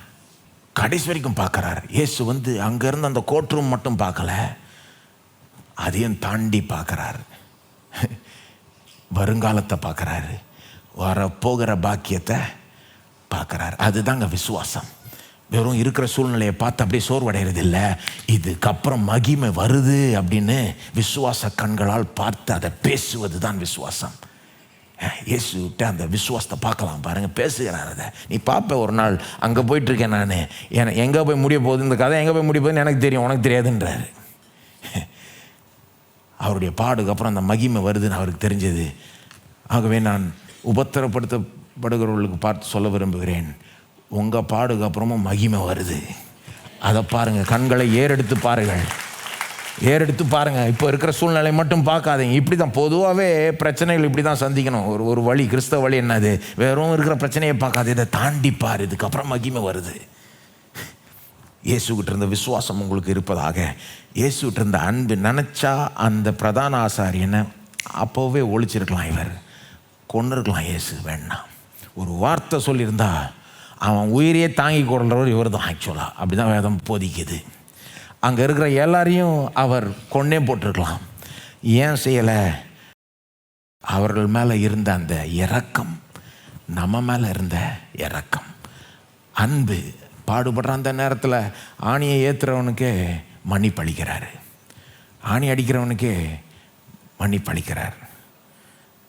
அவருக்கு இருந்த அன்பு உங்களுக்கு இருப்பதாக தேவன் அப்படி பலப்படுத்தட்டும். கிறிஸ்து உன்னதமாய் உபத்திரப்படுத்தப்படுகிறவர்களுக்கு இந்த வசனத்தை வாசிக்க விரும்புகிறேன். மத்தேயு 5:10-12 நீதி நிமித்தம் துன்பப்படுகிறவர்கள் பாக்கியவான்கள், பரலோக ராஜ்யம் அவர்களுடையது.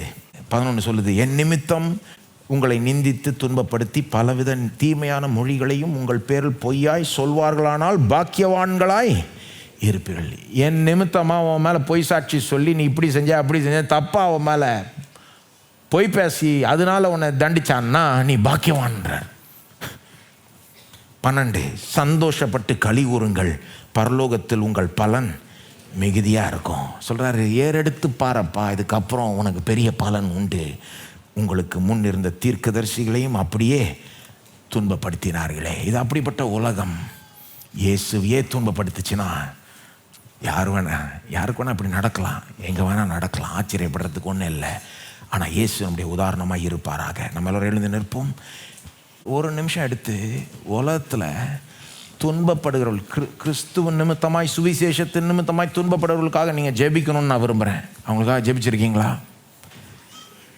முதல்ல நமக்கு அப்படிப்பட்ட, உங்களுக்கு அப்படிப்பட்ட துன்பம் இல்லைன்னா முதல்ல நன்றி சொல்லுங்கள். ஆண்டவரே, அந்த பாக்கியத்துக்காக நன்றி ஆண்டவரே, எங்களை அப்படிப்பட்ட மாநிலத்தில் வச்சதுக்காக நன்றி ஆண்டவரே,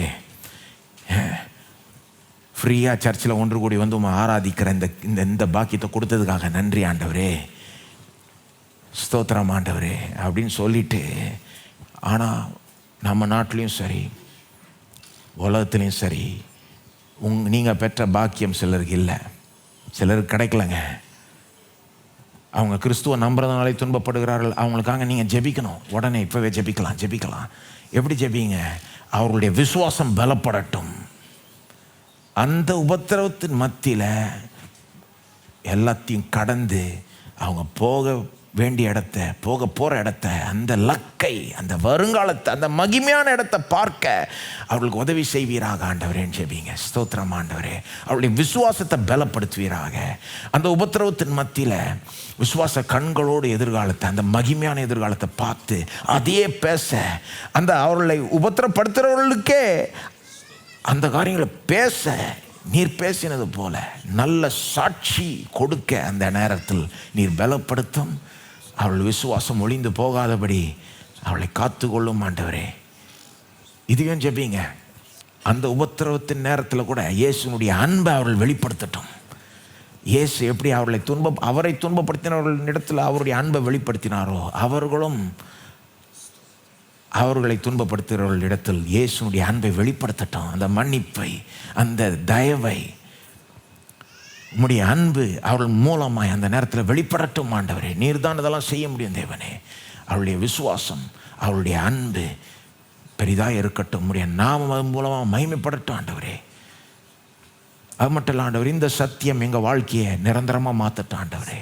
நிரந்தரமாக மாற்றட்டும். இங்கே வந்து நாங்கள் இதை கேட்டதுனால எங்களுக்காக நீரே அந்த கூண்டில் ஏறி குற்றவாளின்ற தீர்ப்பை எங்களுக்காக ஏற்று சிலுவைக்கு எங்களுக்காக போனதுனால எங்கள் வாழ்க்கை வித்தியாசமாக இருக்கட்டும் ஆண்டவரே. நாங்கள் எங்களையே பார்க்குற விதம் வித்தியாசமாக இருக்கட்டும், மற்றவர்களை பார்க்குற விதம் வித்தியாசமாக இருக்கட்டும், நடத்துகிற விதம் வித்தியாசமாக இருக்கட்டும்.